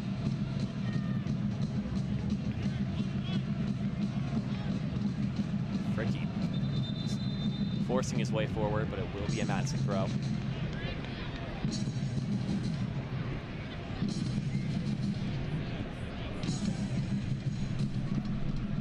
As these final substitutions come in for Greenville, at this point in the year, I think it's safe to say it's the final stretch of the season. These are the last games for these two sides in the month of September, which means we're into the final regular season month of October after tomorrow's fixture, starting on Friday, October 1st, on Friday next week. Here's Gavilanes. On the ball again, gives it back to Polak. Not a bad ball inside, poked into the middle. Can't reach the feet of Andrew Booth, at least not in the right spot. And looks like the offside flag is going to come up anyway, and now we're going to get those substitutions. We see Carl Craig issuing some orders. So Andrew Booth, that was his last chance of the day.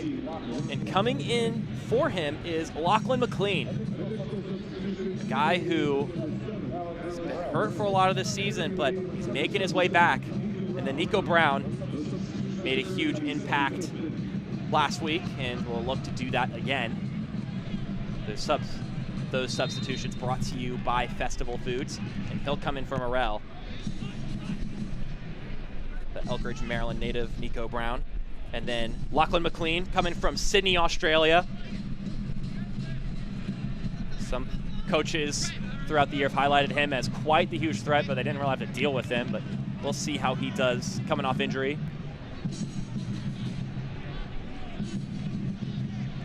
A little stoic right now, the fans. Get some more life into things. Maybe the cold is getting them to be frozen to spot a little bit. They're so used to everything being so hot. Maybe they're just holding on to this lead, much like Madison is. It's a little bit tense. They're the guys you need to energize the boys on the pitch, though. Not to mention, I would imagine jumping around a little bit would help you warm up. They're all bundled up for the first time this year. See some long sleeves for the players on the pitch, so. Just not playing a game of soccer, you need to have a little bit more on you. Enriquez doing everything he can.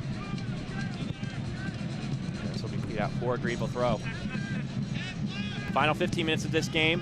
Mentioned we're really in that final stretch of the season. And John Hart said the things you need to worry about, the things you need to focus on in the last bit of the season as a team. You got to be mentally focused. You got to know your job, be defensive-minded, and then recognize and make plays when they're at your doorstep.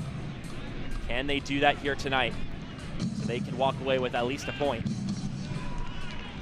Will Madison hang on to this lead?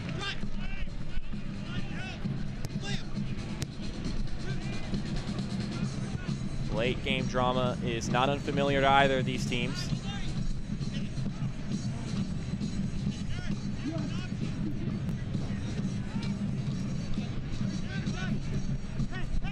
Madison tied with the Revolution coming into today, and the Revolution held up their end of the bargain on things. A late game goal against Chattanooga gives them 3 points, so if they want to keep up with that playoff line in New England, gotta find a way to hold on to this lead.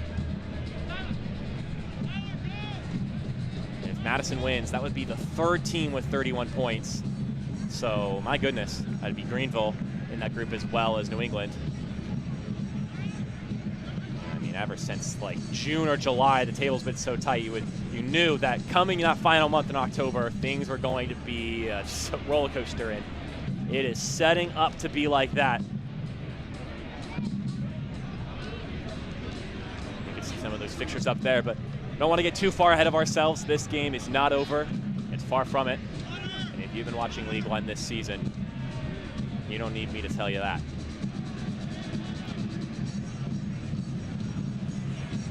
Here are the Mingos trying to hold it in the attacking half.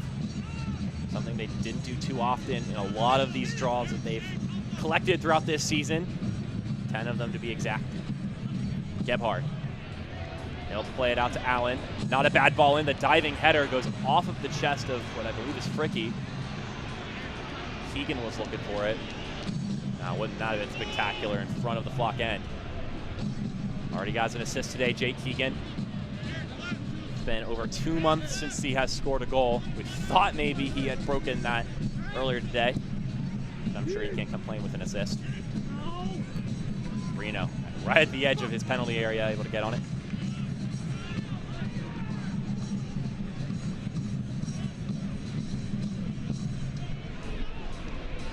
That was a careless mistake, and it's put away! Greenville level the game, and it's Lachlan McLean.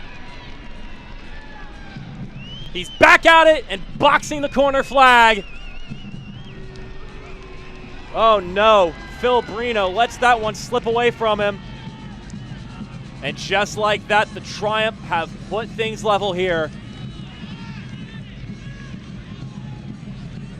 We're gonna high five some of the traveling fans who have made their way down, or made their way up to Madison. And I'm sure that's just the way he wanted to restart his season, Lachlan McLean.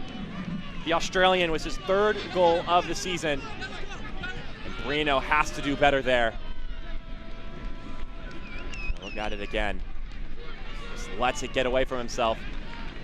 But you have to give credit to Lachlan McLean, because that's a situation where many players would probably just assume that Brino handles that without any sort of issue. And so he could have coughed it up and no one could have been around to capitalize off of it, but McLean was there. Hungry to get back on the pitch this season. He brought this game back to 1-1. We got 10 more minutes. Now, anyone could take 3 points. Gebhardt gets the little shove from behind, clutches onto his leg immediately. And I said no cards throughout this match, but after 80 minutes, Max Hemmings will get his 6th yellow of the season. This is in a deadly free kick spot. That's a Dairyland yellow card, our first of the day.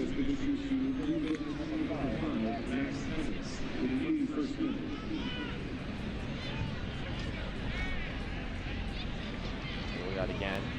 And it looks like he clipped the back of Gebhardt's leg. Not intentional. The shove, though, seemed like it was. It's a professional foul from Max Hemmings.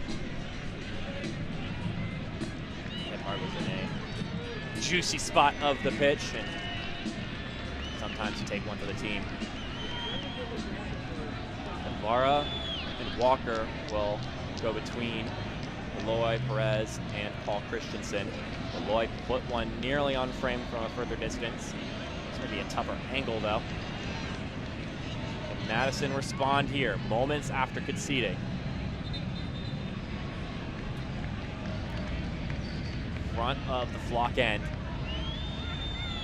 Waving their flags around, or their scarves, more accurately.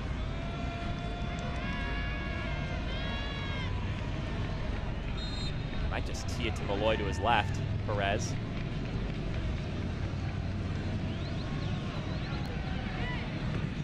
Perez goes off the chest. He collects it, and Greenville will hoof it away.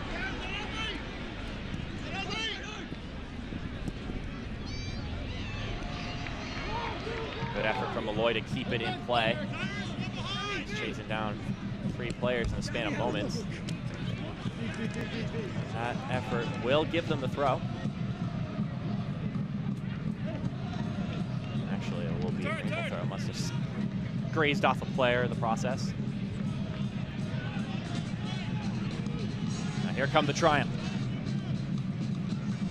Got 1 goal in. Now they can think of an away win.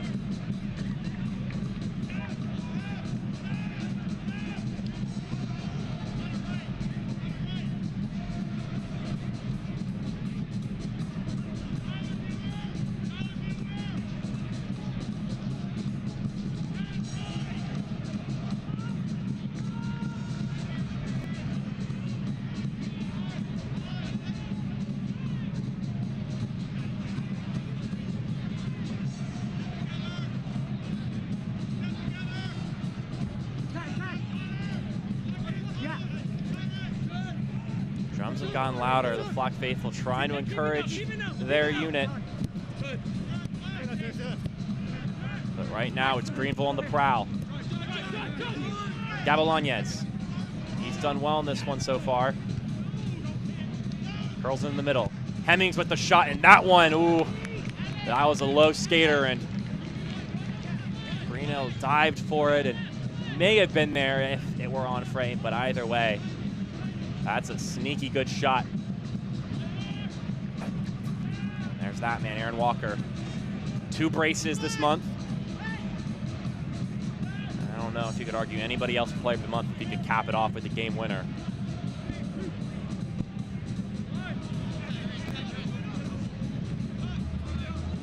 We've already seen 2 stoppage time winners today. Damian Rivera for New England and Emiliano Terzaghi for Richmond.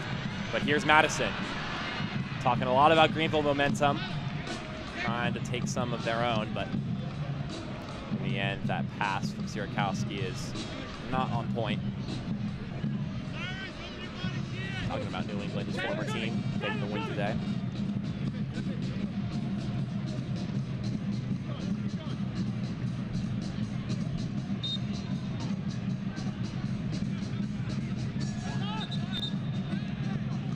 Scuffed off a couple of heads, and it will be a Madison throw.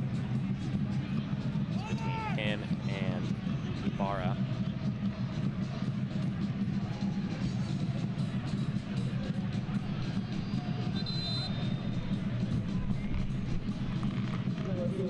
Looks like we're gonna get another substitution. I see Ibarra making his way off, and Mario Slomis will come into the game.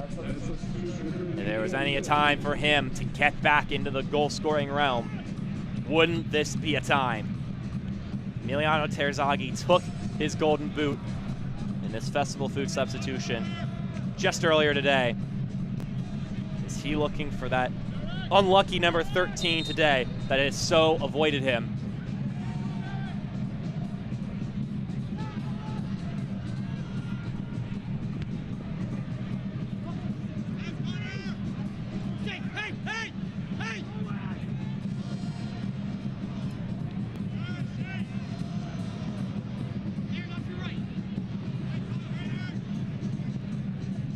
Score in the last matchup against Madison.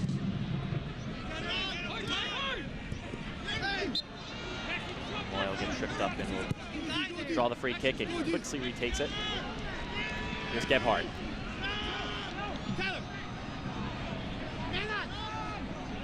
It looks like one big striker in Lomas, 6'2", has come in for Greenville, and Madison are going to mirror that decision. Josiah Trimmingham, also 6'2", sizing up on the sideline.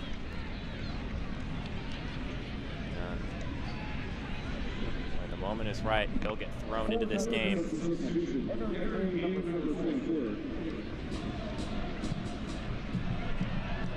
be a Madison throw. It's gonna say it's a Greenville throw.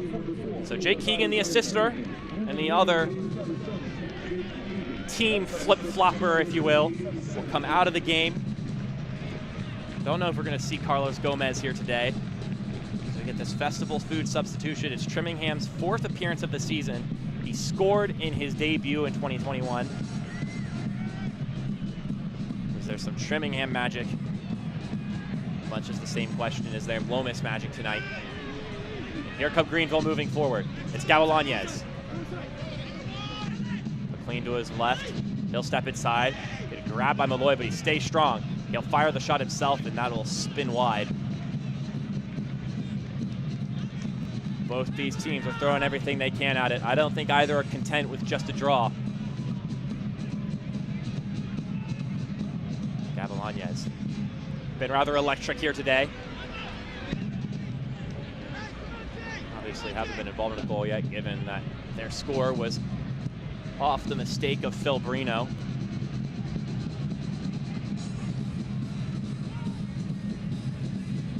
It was a good touch for a moment for Sierakowski, but unfortunately he is crunched by a couple of Greenville players in the process. Here's Enriquez. Plays to Gebhardt. He's got him into his right. It's Tyler Allen. Allen 1-on-1 with Polak. Gets the backup though. Enriquez couldn't keep his feet on it. Here's McLean holding it up for Lomas. These are two guys that were supposed to be the guys at the beginning of the year, and for separate reasons have not been able to score as of late. Now could be the time.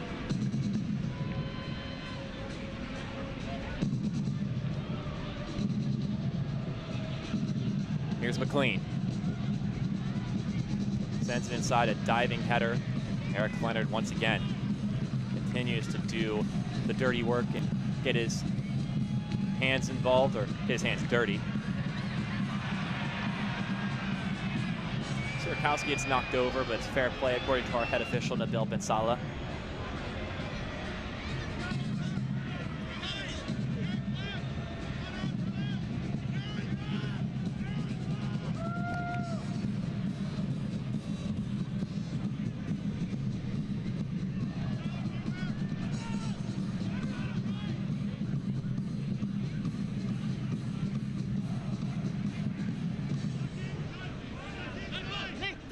Nearing the 90th minute. This one finds its way to Lomas. Plays it out. Here's Nico Brown. Still going. No penalty called. Gets tripped up, but ref says fair game. And speaking of penalty kicks, Damia Villader was given a penalty kick and he missed it. So Tucson might, on the road, get another win in their streak, should things stand as they are. Today's had some late game drama, as I previously mentioned. So there's still a chance for the Owls to draw that one level. So we might see two of the top teams lose today. So we get to the stoppage time, brought to you by Just Coffee Co-op. And 4 minutes is a lot of time. Also got a yellow card there. We'll take a look at replay. It looks like Josiah Trimmingham is the one who got booked there with that tackle. It's his first yellow card of the year. Dairyland replay. Josiah Trimmingham. Maybe the same height as Marius Lomas, but definitely looks bigger. Just a larger man, as tough guy to cover inside the 18.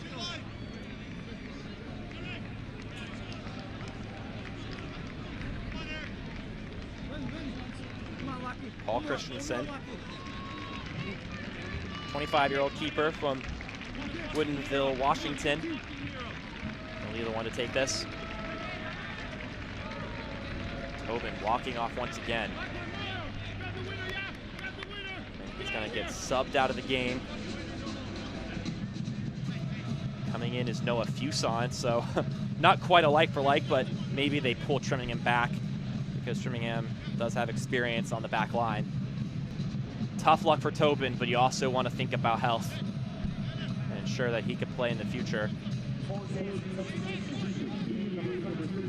So Tobin will come out of the game. And I believe on this festival food substitution that this is the first time Tobin has not played this season for Madison these final 2 minutes. And as I suspected, Trimmingham's taken the captain's armband and will shift into the back. Didn't really have anybody on the bench that could come in for Carter Tobin that could fill his role. So here's Nico Brown.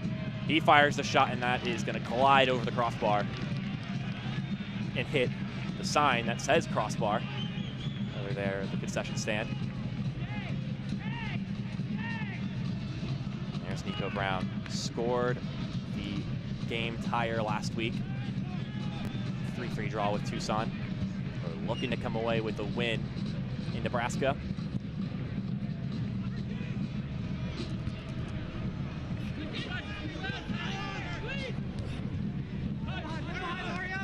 Looking for a last-minute winner, Greenville.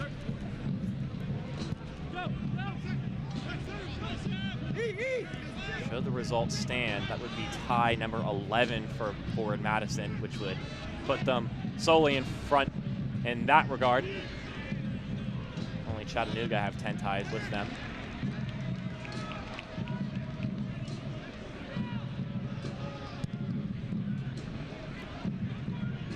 Launches this into the other half.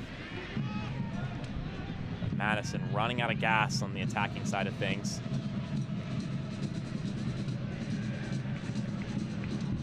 Get a throw in here. 30 seconds, give or take.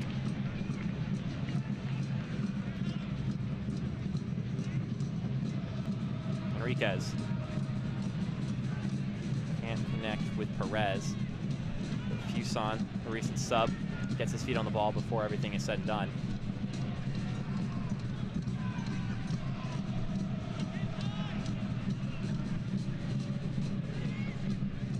Time is running out.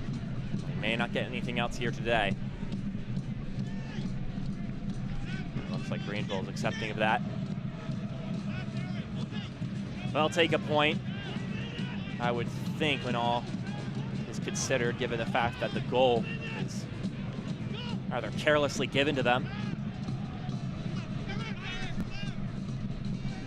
Maybe something is just stopping Madison from finding a victory against Greenville.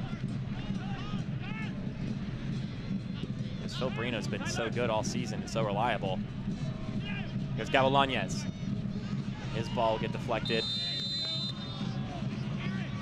And it's going to be a handball call. Thought for a moment maybe that was the final whistle, but there will be at least one final chance. Not a bad spot. It's like a miniature corner kick. You've got Mario Slomis. I'm sure Josiah Trimmingham will be on him like glue.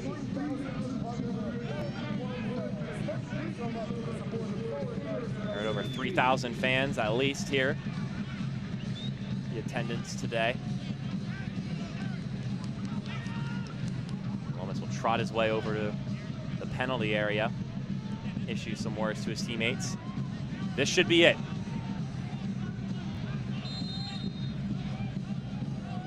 Can Greenville steal 3 points? This ball swings inside, punched away. Not sure if that was by Brino or by a teammate. Knotted back inside. Lomas skips down. McLean tries to bike it up, and it goes into the hands of McLean, or into the hands of Brino, pardon me. Looks like some nasty words are being exchanged, and a yellow card is being given.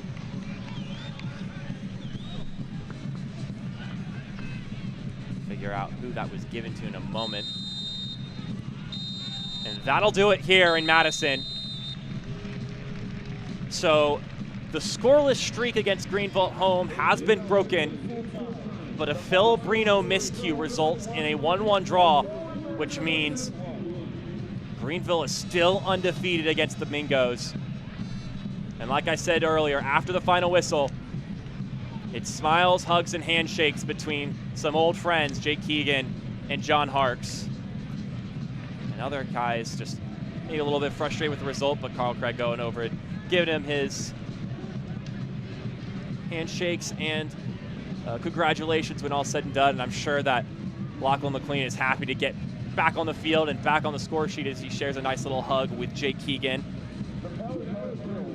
Let's take a look at our play of the match today. Brought to you by Metro Kia of Madison. And it's gonna be the goal from the first half. Keegan puts it inside, and it's poked away by Derek Gebhard. Keegan will be happy that he got on the score sheet here today. And we're back here. And here is our man of the match, Derek Gebhard, brought to you by Festival Foods. Was the goal scorer for Madison today and got involved in the defensive side of things. Had some good moments on the attack and in transition and holding up play. And now we'll go over to our save of the game. It'll be brought to you by Dairyland Insurance in just one moment. We'll take a look at that now. Don Smart playing it out, and a header from Andrew Booth, and Brino is there for it. Brought to you by Dairyland. was a game, although we had a couple yellow cards when all said and done, that was a game where both teams had a ton of respect for each other. And it looks like it may be our only draw of the day. So let's go to a break. When we come back, we've got highlights and stats coming up next. So post-game thoughts coming up next on ESPN+.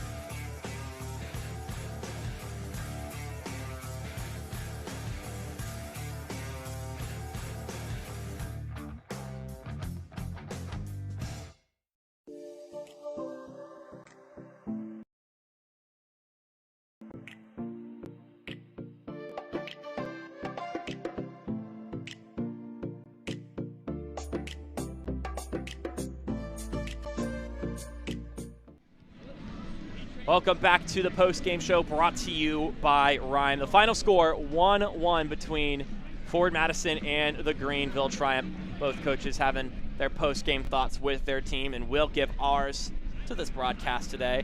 Connor Tobin will be able to celebrate with some beer over on the flock end, but let's take a look at those highlights brought to you by Heartland Credit Union. The game chock full of events, and it started off with a Derek Gebhardt shot, then a Jake Keegan header that spun closer than one would expect given the run he was making.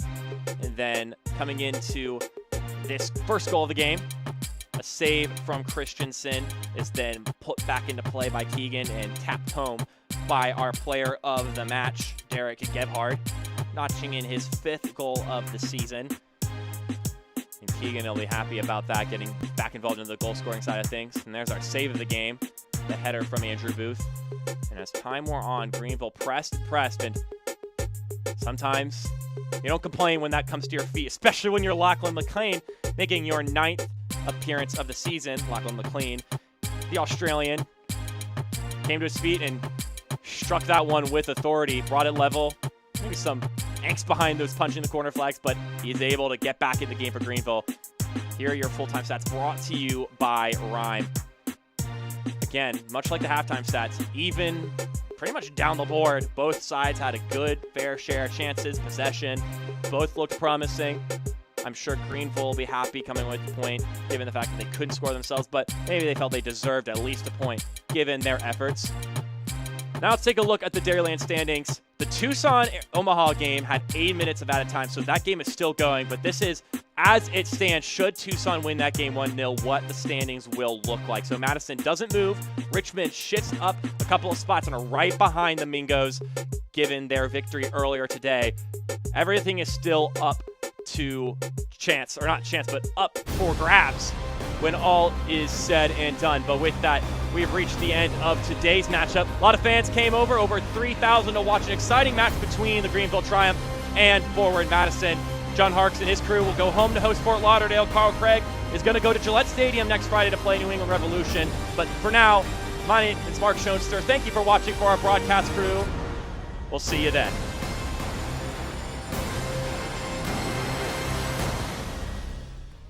This copyrighted telecast of the United Soccer League, League One, cannot be retransmitted, rebroadcast, or reproduced without the expressed written consent of the United Soccer League, League One.